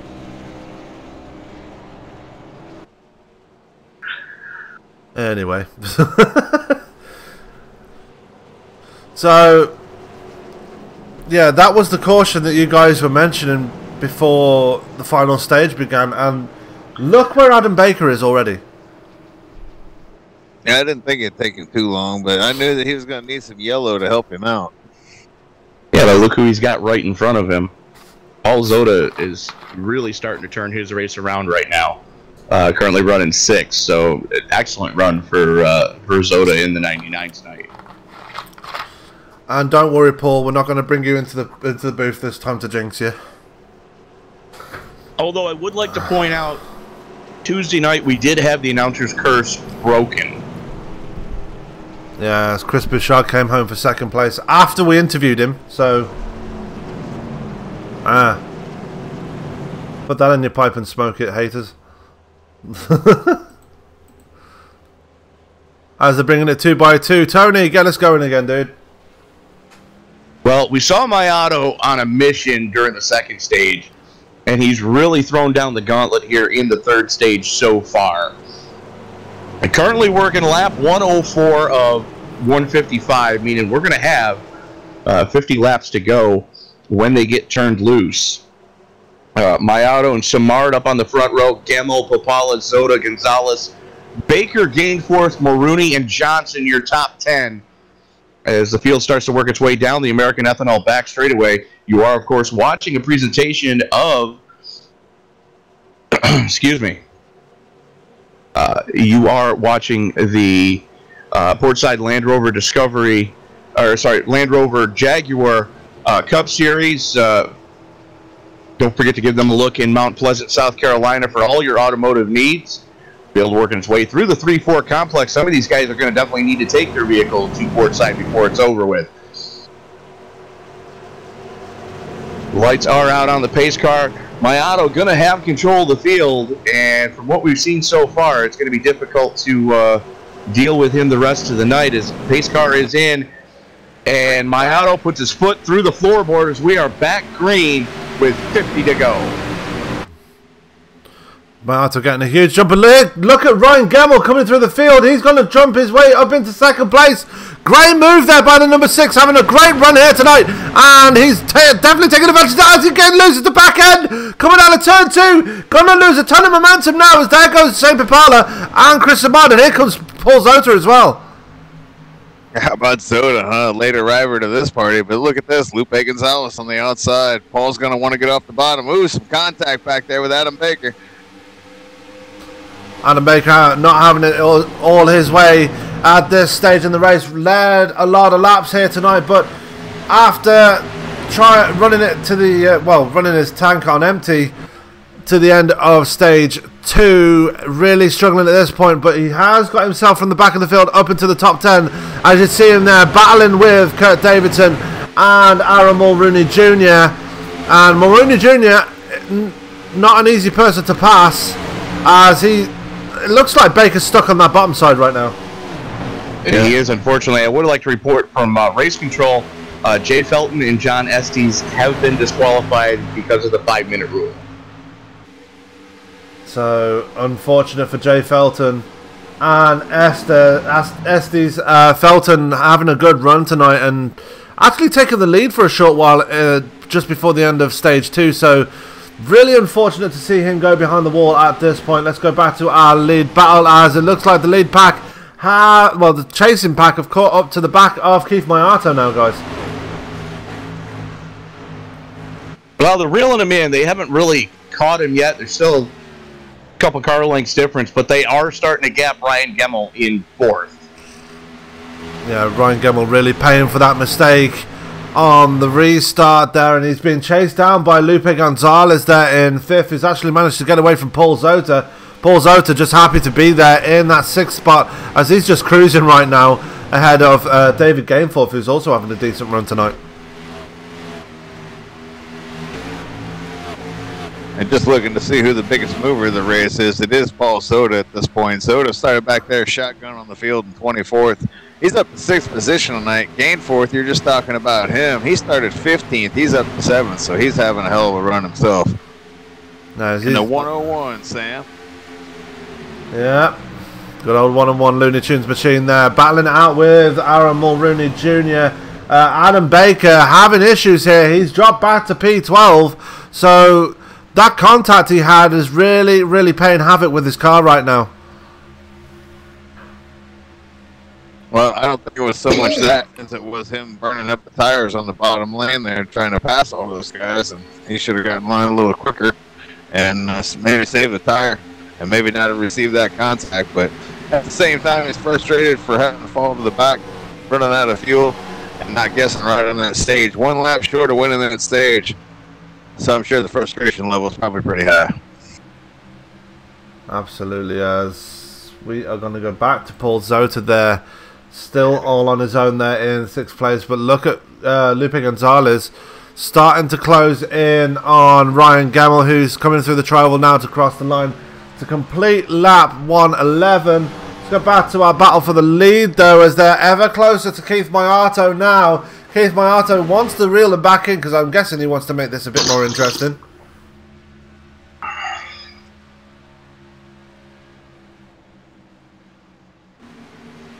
Meanwhile, let's go back. Go on, Scott. They're getting stacked up back here for about 10th place, about 9th place on. Kurt Davidson back here, Aaron Mulrooney Jr. just ahead of him, but a whole pack of cars back here behind Davidson as Davidson's starting to look underneath Mulrooney.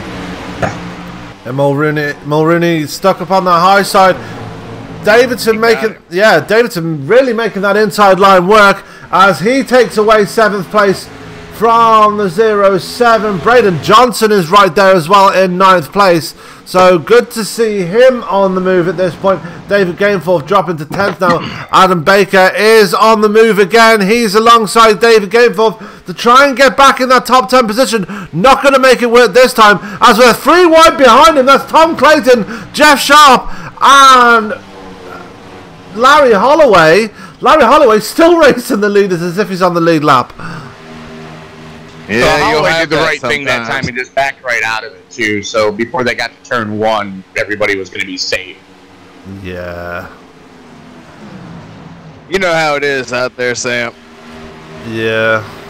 You're never safe. Never. Anyway, let's go back to Aaron Mulrooney Jr., who's got his mirrors full of the 36 of Braden Johnson. Braden Johnson really trying to get up through the field now, as that is your battle for P8 right now between the 07 and the 36. I keep saying this. Oh, sounds like you're about to say something there, Scott.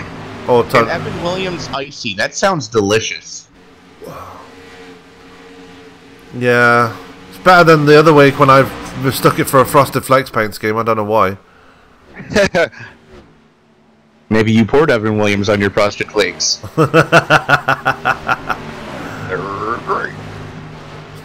So, Tony, are you feeling hungry at this point because of the paint schemes? Not so much, but I am thirsty. Yeah.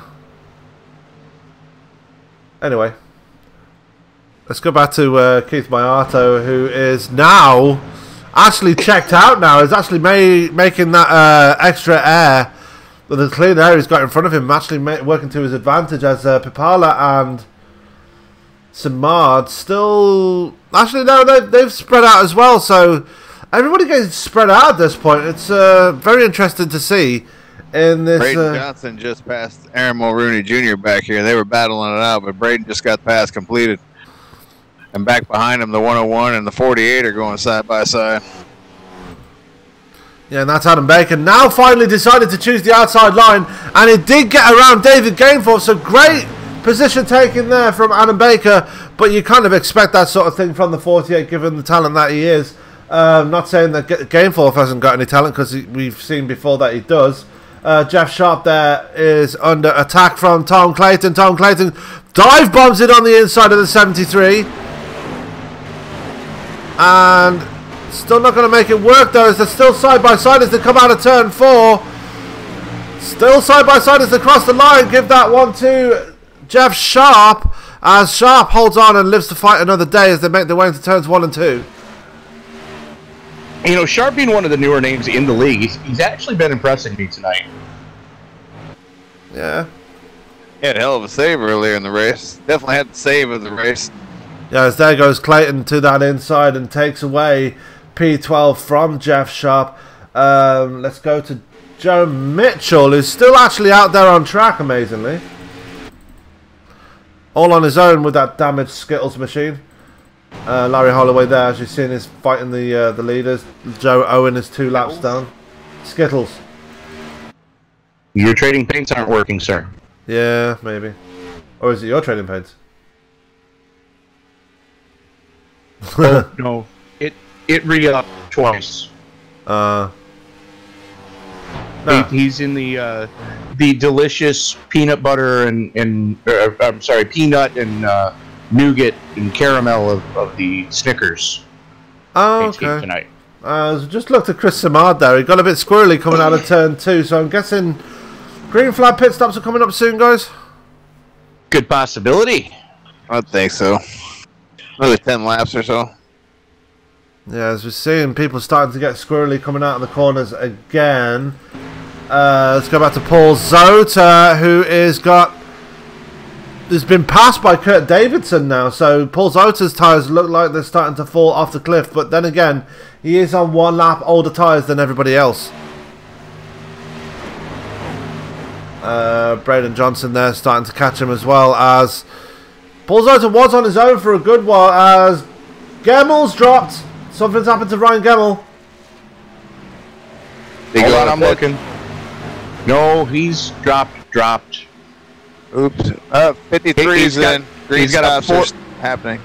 Yeah, Gemmel's got a 4-digit ping and a quality of low double digits. So yeah, he's about to throughput. Oh, that's unfortunate for Gemmel. That's a tough break for the 6. Yeah, but as Scott just pointed out, Lupe Gonzalez, the first man to blink as he brings it down pit road for his green flag pit stop. So let's see what sort of time he can get out of this one, as he is going to get 14.7, so not the fastest, but not the slowest either. Decent time there for Lupe Gonzalez. Let's go back to our leader, Keith Mayato. I can't help but think that Keith Mayato is going to be another one of those first guys to blink at this stage of the race, because that's kind of his forte, bringing it down pit road early. There goes Gamble. Here's the thing: he hasn't. His lap times haven't been dropping that much, and he's still pulling out on Chris Simard. As Davidson, Johnson, and Baker all go pit side. Baker learning from his earlier mistake, being one of the first to go down pit road this time. Yeah. Someone's taken a chunk out of his right rear as well. Oh, is that the contact you picked up on earlier, Scott? I think that's probably from the contact he got on the front stretch earlier. Or that could just be from him getting in the wall, too. Here comes Mulrooney and Gainforth coming to pit road. As Neff's in, too. And Clayton. Yeah, so we've got lots of people bringing it down pit road now. Is this the money stop? Yes. Yeah. Yep. Unless we get another caution, this is your money. Oh no! Save a little fuel. These guys on pit road are going to be the winners if they can get off before the pace car comes around and puts them a lap down. Who is the caution on, though? That's what I want to know. Because I'm not seeing it. Actually, they may just want to roll through and stay on the lead lap because if they pit, they'll go a lap down. Now that I think about it. Yeah, but they do have to pit though, because they're going to be. Some of them were already pitting, so good thing for Lupe. Yeah, someone's brought out the caution. I can't see who it was. I bet Lupe stays out, and I bet he's your leader when this is when we get restarted here. He's only got maybe 2 laps on them tires. And that would work in Lupe Gonzalez's favour. I mean, he had a late race run last week, and that won him the race. As here they come down pit road as Shane Papala kills a pit cone. And good thing they got rid of that penalty of hitting the pit cone, huh? I know, right? I'm looking back. I'm not seeing who brought the caution out. Yeah, I didn't see it either. Oh, Joe Owens is out. that's what happened. As everybody hits their pit stall pretty cleanly. That's Mayato in the first stall, Papala in the second stall, Samad in the third stall. As here comes Paul Zota again to try and get himself out in front. If they don't move now, he's going to actually win the race off pit road, but they do. Mayata's going to win the race off pit road. Papala's going to come off second. Zota's going to come off third. So great pit stop there for the 99. How about old Paul Zota having a bounce back run this week? We were talking last week when he was up here in the booth with us that, early part of the season he was having some good runs and he'd been struggling lately. Well, here he is again running up here in the top 3 now. So great job by the 99 tonight. Yeah. So the caution was brought out when the 11 tried to knock down the turn 3 wall and then kind of was sideways in the 3-4 complex. Wow. So green flag pit stops were underway. Just as a recap, and while those green flag pit stops were underway, as you mentioned, Joe Owen hitting the outside wall in turn 3 and bringing out the caution. So this kind of forced the hands of everybody out on track, but it's also left Brian Neff, Tom Clayton and Joe Mitchell all a lap down. Unfortunately, yeah. If you take a look, Adam Baker is going to be the last car on the lead lap due to waiver rounds. Yeah, Braden Johnson, Lupe Gonzalez, David Gameforth and Aaron Mulrooney Jr. also a lap down. They will be getting their waiver round once we go 1 to green, so not gonna be too badly against them. As Kurt Davidson was one of the first guys to pit, and he actually stayed on the lead lap, so good to see him there.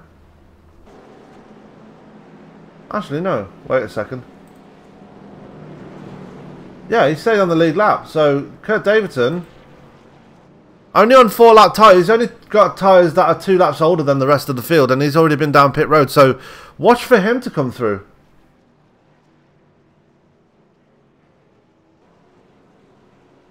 Yeah, Keith Mayato still holds the advantage out in front as there is Papala next to him. Paul Zota must be very happy after that pit stop. He's up in 3rd. Chris Samard 4th. Jeff Sharp up to 5th as well. So good run from him. Kurt Davidson 6th. Mulrooney 7th as he's getting his wave around now. David Gameforth 8th. 9th Lupe Gonzalez. 10th is Braden Johnson. 11th and last on the lead lap, as you already mentioned, Tony, is Adam Baker. Scott, time for you to get us going this time, dude. Alrighty. I think I can handle that. I'm pretty sure you can. It'll be 25 laps to go in this race here at Kansas. What's in store for us in the finish?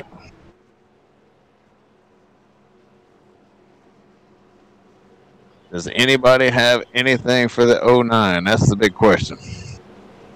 Once he gets out front, it could be set and sail time. And then once you are behind him, how are you going to get past him? You're going to have to make a bold move. go. If anybody's going to have anything for them, they're going to have to show their hand right now. Yep, you're going to have to definitely get a good restart. But the only thing is the leader always gets a great restart and gets a big advantage. So here we go. Pace car's off. And my auto didn't waste much time. We're going. Green flag's out. 25 laps to go here at Kansas. Does anybody have anything for the 09? They've got to show their cards now. We might get another caution, but we may go green to the end. And look at Zoda. He's trying to get a run on that bottom line, but he's finding out there's just not much traction down there. Ooh! Tamard eating the turn 2 wall. Yeah, and that is really going to work against him now as he's got some right side damage now. I think it stemmed from Paul Zota's drifting up the track and actually not realising he's there and is almost coming to contact again, going for the tri-oval and into turn 1. There was no almost about that. There's a donut on the 77.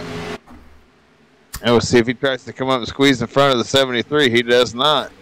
May wait until Clayton goes by before he pinches in here. Yeah, so it looks like Paul Zota realises that, I don't know, maybe he can't, I don't know how many words, but Paul Zota still, even if he does finish outside the top 5, this is going to be one hell of a finish for the 99, regardless. I don't know if he'll finish outside the top 10. He just needs to get up on that high line right now and run on that bottom line, get behind the 66. Absolutely. We're going to go back to our leader. He's running that low line right now. He's just going to wind up eating up them tires. He needs to move up near the wall. I can tell he's not comfortable with being up near the wall. Yeah, thankfully for Zota, Aaron Mulrooney Jr. is almost 1.2 seconds behind the 99. So definitely got enough of a gap. But yeah, like you said, Scott, if he keeps running that bottom 9, he's going to be in some serious trouble as he's now losing ground on Tom Clayton, who's a lap down. So Tom Clayton trying to win his lap back the hard way. He's got the 73 of Jeff Sharp. He's definitely losing ground on Jeff Sharp, who's already 7/10 of a second up the road from Zota. But speaking of people up the road, Keith Mayato's just checked out already. Well, this is a perfect example of why short track racing in iRacing can be so advantageous. If you take a look at where the late model series runs, 2 of the tracks that they run at, the fast line around the track at Indianapolis Raceway Park and at Irwindale is right next to the wall. So anybody that has gotten used to being fast around those 2 facilities, running here, you're kind of used to it, whereas somebody that has kind of skipped that step, and I'm not saying Zota has, but I'm saying he probably wasn't as comfortable or didn't get as comfortable as he could have running the short track stuff at the half miles. Yeah, so it looks like Zota's moved back up to P. Well, still in P5. Actually, Davidson bouncing off the wall through the grass. That's what I was just wondering. What happened to Davidson? Davidson in trouble now as Paul Zota's now back up into the top 5. Davidson looks like he's got a bit of damage as Neff hits the wall too. So everybody getting squirrely at the late part of this race as we're 19 laps to go here at Kansas. Keith Mayato is your leader, Shapey Parler second, but he's under pressure from Chris Samard. Jeff Sharp sitting there in 4th place. Paul Zota is back in the top 5 after Davidson's mistake. Mulrooney is in 6th. Gonzalez all over the back of him in 7th place, and that is a pretty tasty battle right there. Literally is Mulrooney Jr. driving the icy car. For those of you from the States who've never had icy, it's basically an East Coast slushy. Like a snow cone in a cup. Yeah, pretty much. Actually, I wouldn't know. I don't know what icy. I didn't know what icy was until I first saw his paint scheme. Anyway, David Gameforth there in 8th place. He's got his mirrors full of Braden Johnson and Adam Baker. Adam Baker finally making his way back up into the top 10. So a 3-car battle there for P8 now. As we are 17 laps to go, so it's getting to the end now. Adam Baker there is falling away a bit from Gameforth and Braden Johnson, as Braden Johnson jumps to the inside of Gameforth. They're side by side coming out of turn 4. Who can take the advantage here as they go towards the tri-oval? Looks like Braden Johnson's got nose out in front and he takes away 8th place from Gameforth. Everybody getting what they can right now as the laps are winding down. Adam Baker back there in 10th place. It's been a tough night for him since about the middle part of this race once he ran out of fuel. He was 1 lap short. Had he got to the end of that stage, how different would this race look right now? Absolutely. But then again, if he did win the stage, he would have still run out of fuel anyway, so that would have been the turning point regardless. Yeah, but had he been able to maintain pace speed and not had to come down pit road a lap early, the complexion of this race would be vastly different. Yes, however, Maito has checked out, and he is looking for his 22nd career win here in Southern Motorsports, which put him ahead. I can't talk. Which would put him 2 ahead of Baker at this point, which is the largest margin we've seen in a while between those two, as they keep trading that back and forth. Yes, yeah, Papala and Samad got away. Gonzalez gets into the wall. So Gonzalez having trouble there. He's going to lose a ton of spots. He was battling with Mulrooney Jr. for the good part of that. But now he's going to be under pressure from Braden Johnson after hitting the outside wall. Difficult times there for Lupe Gonzalez. Not having it all his way this week after winning it last week. So here comes Braden Johnson. Smells blood in the water as he's going to try and make a move on the 53. Not quite yet as they make it through turns 1 and 2. Looks like they're both starting to close back in on Mulrooney Jr., who is trying to find a way from Holloway.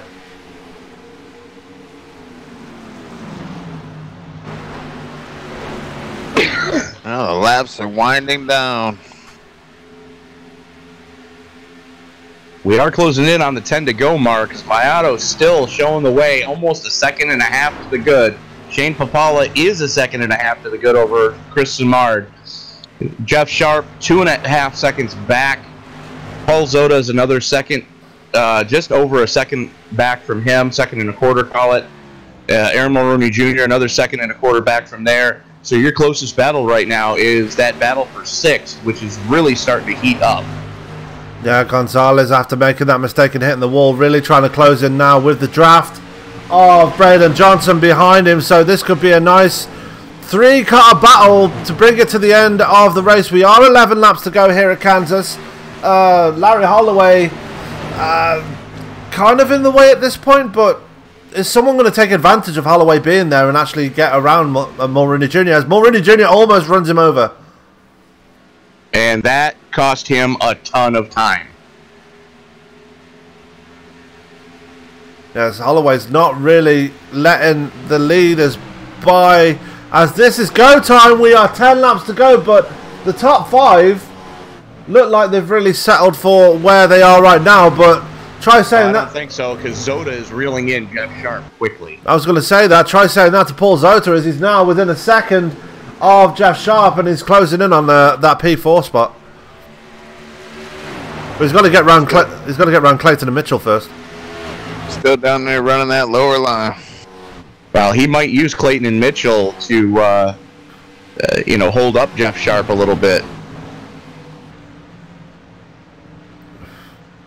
But Jeff Sharp has already got around Mitchell and Clayton, as he's got to contend with getting past them as well now, as we're going to go back to the battle between Mulrooney Jr., Gonzalez and Braden Johnson. What? Mitchell's on the inside of Sharp. Oh, wow. Okay. Not going to make it work, though. That we've seen so many times in this race that bottom line is not going to work, as Mitchell, after coming back up on the track now, has got to deal with Tom Clayton. That is actually the battle for 12th place behind Sharp there. So here comes Clayton on the outside of Mitchell. Got to make the move now as they go through into turn 3. Clayton's into the wall. Mitchell's going to hold on to P12. And yeah, a bit of a mistake there by the 66 as here comes Zota.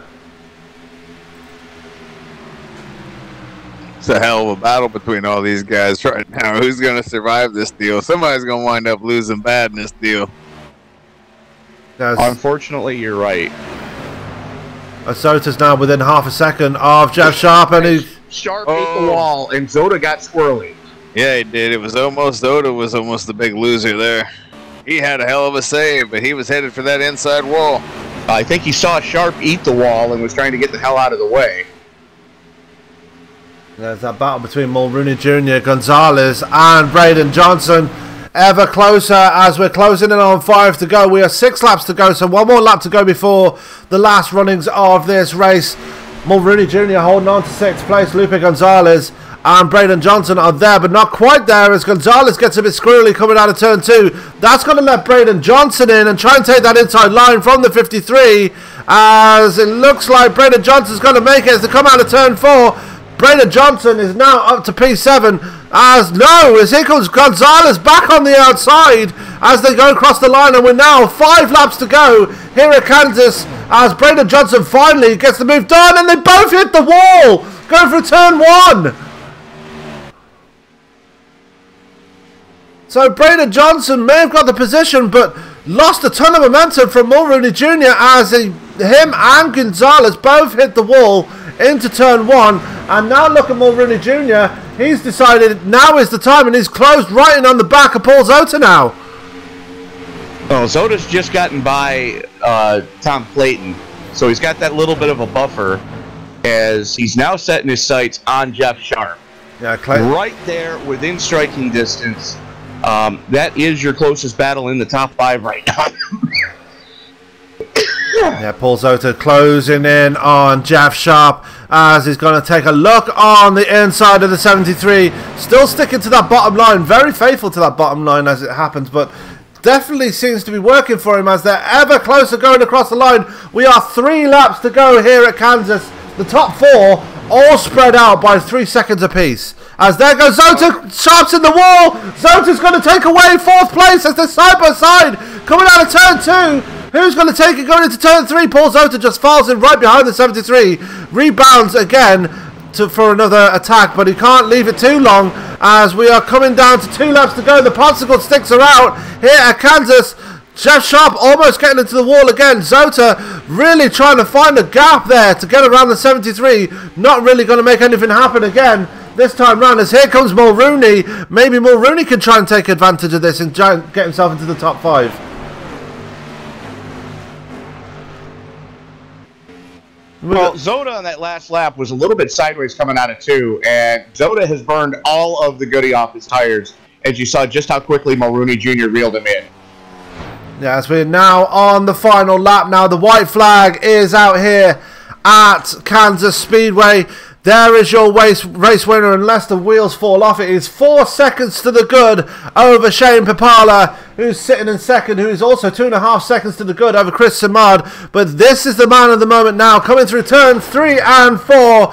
Really been dominant in this race and really going to bring it to the line now and get a 22nd career win at SOMO. Keith Mayato wins it at Kansas Speedway. Shark in the waters.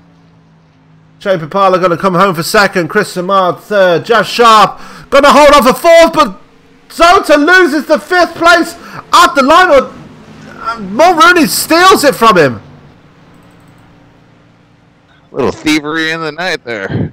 Yeah, Paul Zota not going to be happy with the top 10, but not going to be happy by the way that was stolen from him at the line there.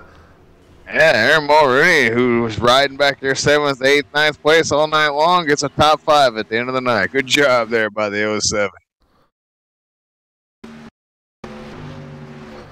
Absolutely, as there is our race winner, Keith Mayato. We're going to go to our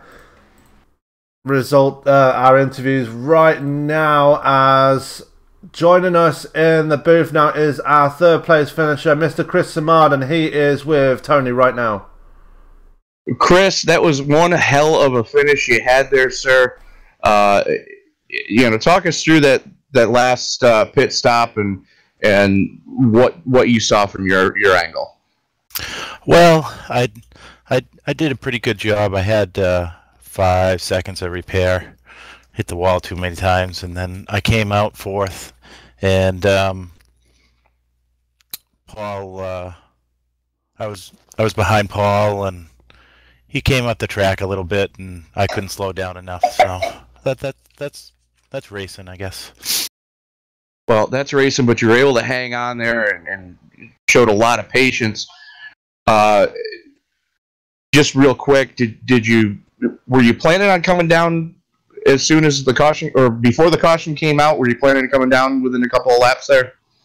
Yeah, I had made my way down close to the pit. I was slowing down, and the caution came out, which I was thankful of that, because I would have been in the back there. So I'm happy the caution came out when it did. I turned it back up on the track before I got a penalty, so it was good. I don't think I have a right side of my car left, but it was fun. So.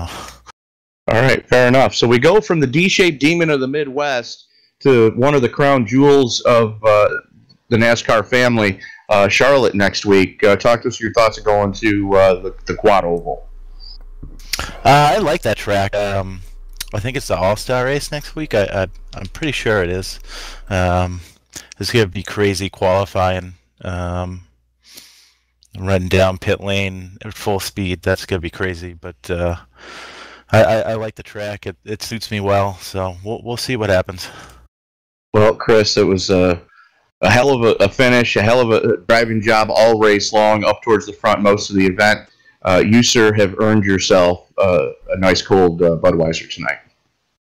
Yeah, thank you. It's mentally challenging to run up against the wall the entire night, but I don't have any car left on the right side, but I had a lot of fun. So, well, talk to us real quick about that. Now, I know that there are some of the late model series earlier in the iRacing career that do run short tracks that require you to run that line. Was that something that you became comfortable with using those? Yeah, I'm always comfortable to run on the outside. I think it's actually easier for me to run the outside, try and pass people on the outside. But I don't know, that track just has one particular line, and if you don't run it, it screws you up completely. But yeah, the top lane is the way to go for me. All right, fair enough, Chris. Congratulations on the podium tonight. Looking forward to seeing you next week at Charlotte. All right, thank you, guys.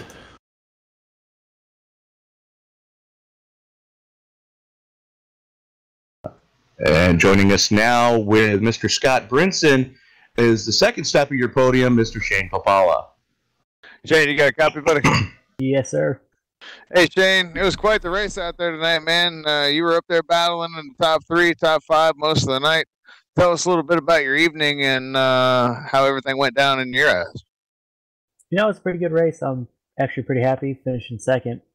I wasn't expecting it. I was maybe thinking top 10, but never really had a knack for this track. I always seem to drive in too deep, maybe. I can't really get it cut through the center. And I got lucky, kept her off the wall most of the race, and they would finish second. You know, Keith's a robot, man. It's nearly impossible to get by him. So he did a hell of a job, and it was a fun race.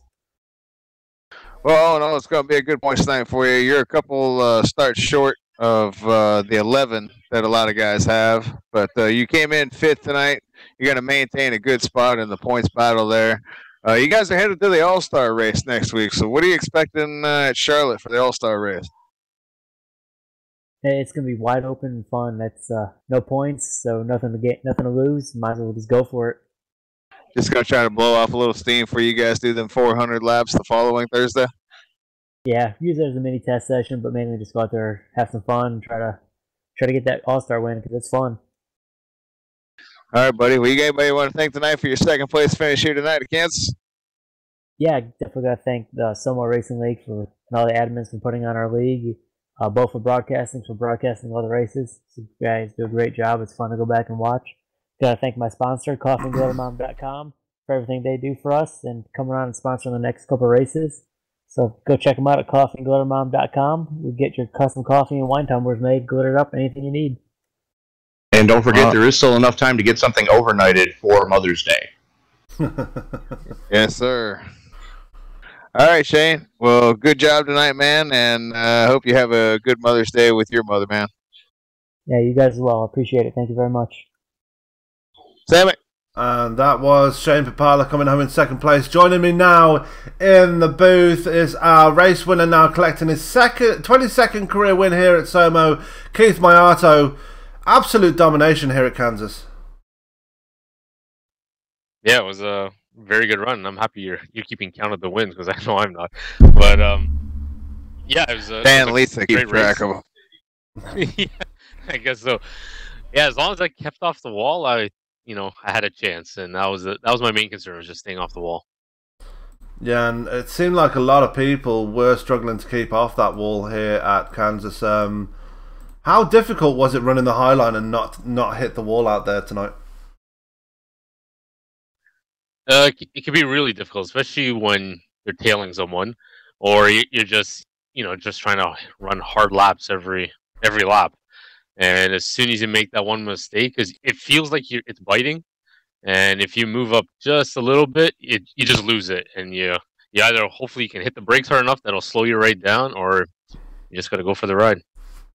Now, speaking of when you're trying to on it and really trying to run hard, we saw you have probably the run of the year so far during that second stage. Talk us through what was going on there.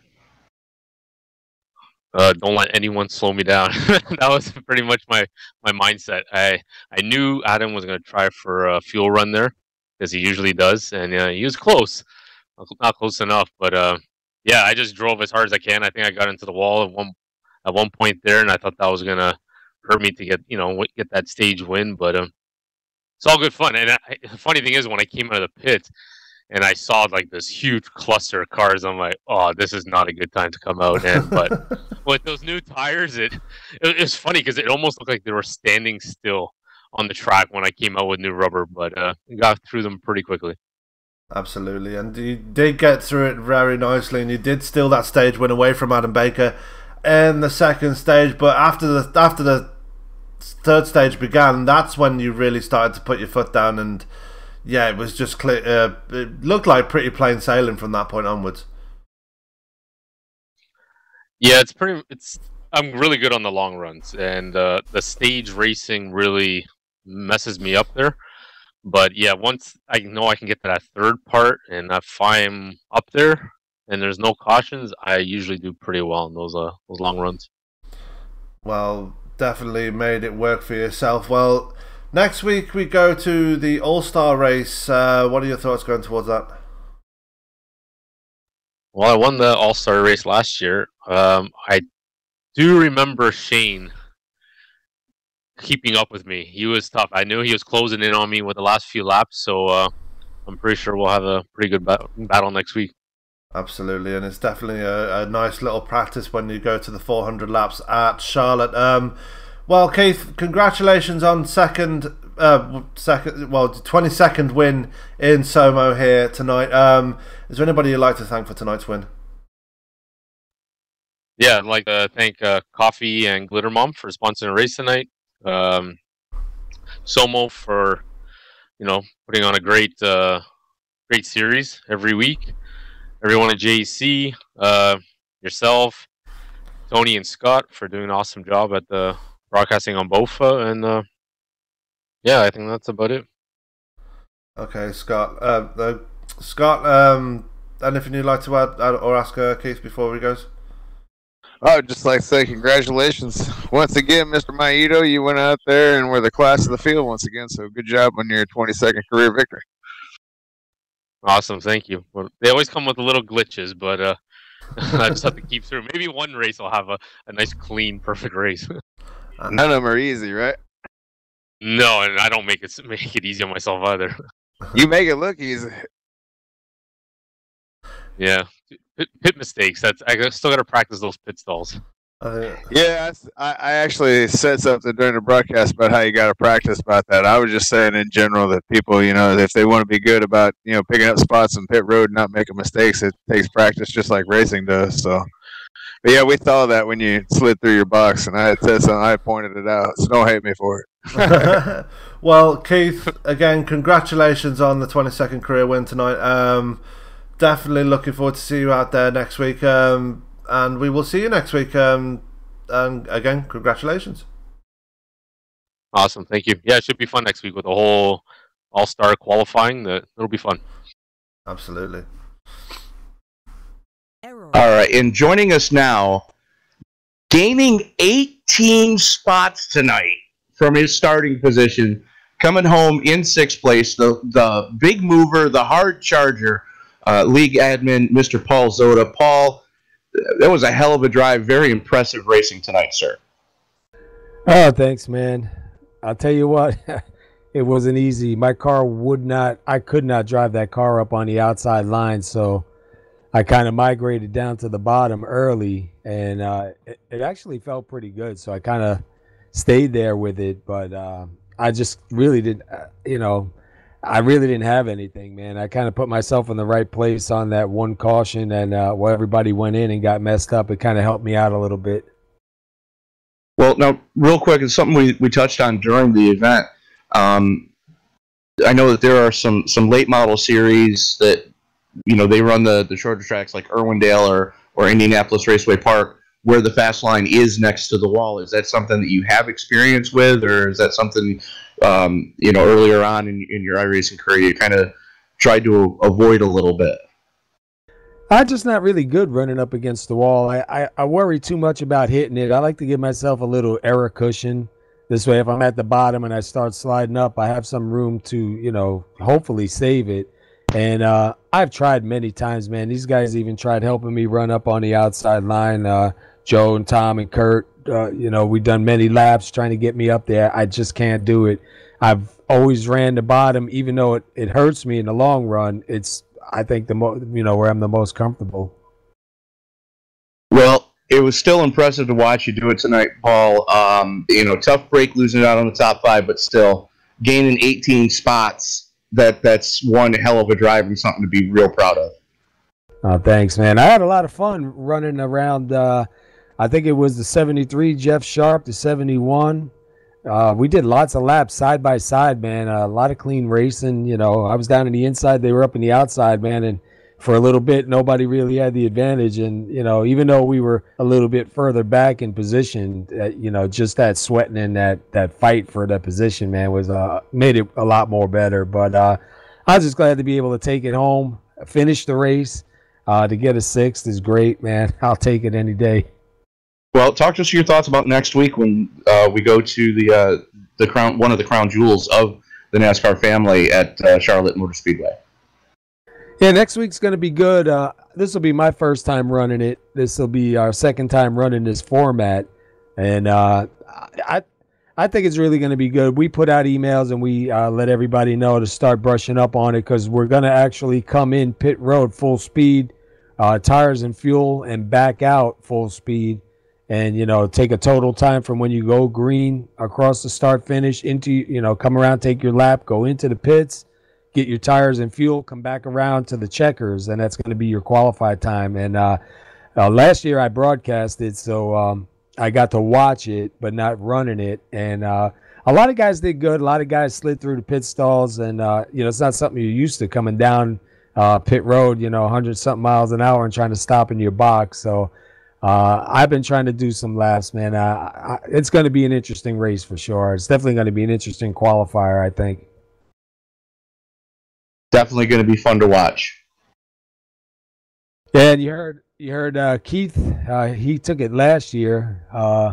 Gonna have to watch him again if he gets himself some good positions on the track. Gonna be a driver to watch there, but definitely gonna be a lot of fun, man. Just keeping an eye on the times and trying to keep everybody psyched up for it, because once you kind of slide through your stall, a lot of guys want to give up, and we're telling everybody don't give up, keep on going, because even though you make a little error in the pits, that time is going to come at the end together, and you'll be surprised that you'll have a decent starting spot.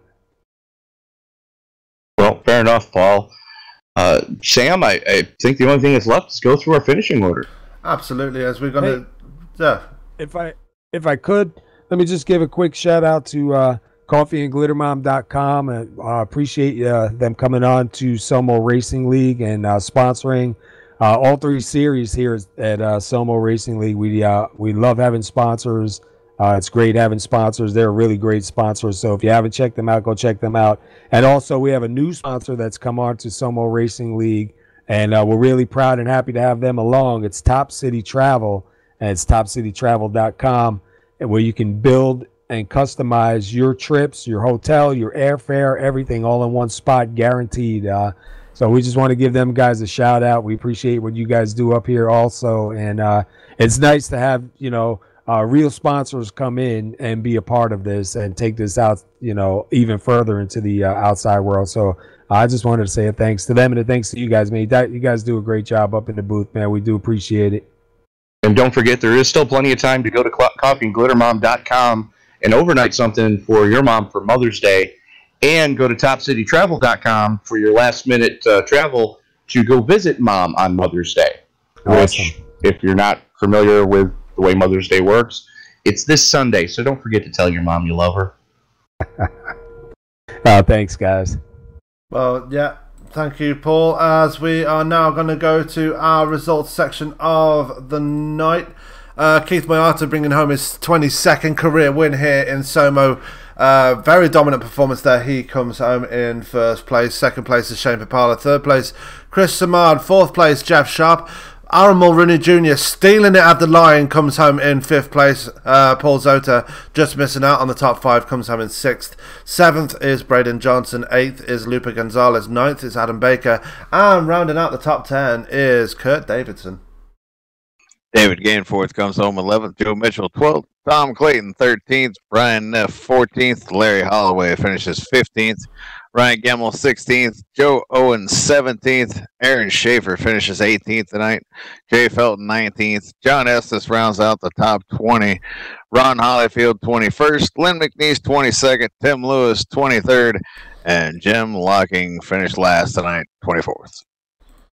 Well, that is going to be it for tonight's broadcast. Don't forget that we are being brought to you by Coffee and Glitter Mom. If you want a decent cup for your drinks, or a decent glass for your drinks. And don't forget, Mother's Day is coming up, so don't forget to get your orders in for Coffee and Glitter Mom. That is www.facebook.com. Coffee and Glitter Mom. I cannot get my words out tonight. Also, tonight's league is being brought to you by United Real Estate. If you want a decent want a decent price for your home, then go no further than United Real Estate. They will get you sorted. Let's go to another one, Top City Travel. They will do anything to get you the best holiday possible, or vacation possible. British American thing. Anyway, go to Top City Travel for the best offers out there. I want to give a shout out to PZ Overlays. If you want an overlay like the one you've seen here tonight on tonight's broadcast for your broadcast, then go no further than Mr. Paul Zota. He is on Facebook. That is PZ Overlays. Also want to give a shout out to PH Aware, one of the most misdiagnosed lung diseases out there. Usually by the time you figure out that you've got that, it's usually too late. So if you want to find out more, maybe spread awareness, or even throw in a donation, then please go to phaware.org or phaware.global. Right, that is going to do it for tonight's broadcast. Definitely been a fantastic race here tonight, guys. What are your final thoughts before we go away? Hey, your typical Kansas race where they run up against the wall all night where passing's hard, but they made it somewhat eventful. And I guess we'll see what happens at the All-Star race next week. I'm looking forward to it. If what we saw tonight is any indication of what we are going to see next week at the Quad Oval, with the different lines the guys were trying, we know that they can work at Charlotte. That's going to be a fun race next week. Don't miss it. Absolutely. Well, ladies and gentlemen, that is going to do it for us tonight here at Kansas. We will be back here tomorrow night from the same speedway but different cars. We are back with the Go Fast Racing League Grand National Series in the Xfinity cars. Definitely another one to not miss there. And then Saturday we are back here in the K&N cars. Actually no, Go Fast Racing is not here tomorrow. They're taking a week off, so we're taking the night off tomorrow night. No, we're not. We've got the Xfinity cars tomorrow. I give up. But then Saturday night we've got both a fan choice with the Paskies Cup Series and the Major League Esports cars in their K&N cars live from Kansas. Sunday we're back with the IndyCar Speedway League live from, where are they? Talladega in the IR18, so that should be Speed Week, baby! Speed Week, yeah! Anyway, Bump drafting in an Indy car. yeah, that's What could possibly go wrong? I know, right? But anyway, Everything. And don't forget, Monday night, this coming Monday, is going to be the Season 2 debut of the H&H Concrete 305 Pavement Wing Streetcar Series. yeah, and that is going to be one you do not want to miss, as we will be live on YouTube and Facebook as always with that series. Don't forget, also on Monday night we're going to have more both the fan choices. We bring you the Paskies Cardiac Truck Series live from Kansas. Pocono. Yeah, the triangle from hell. Anyway, anybody that watched us tonight, don't forget to leave a like. If you're new here and want to see more, do not forget to subscribe. But as for this time, all I've got to say now is keep it clean, keep it green, and we will see you tomorrow tomorrow night for the Paskies Xfinity Series. Scotty, beam us up. Have a good weekend, everybody.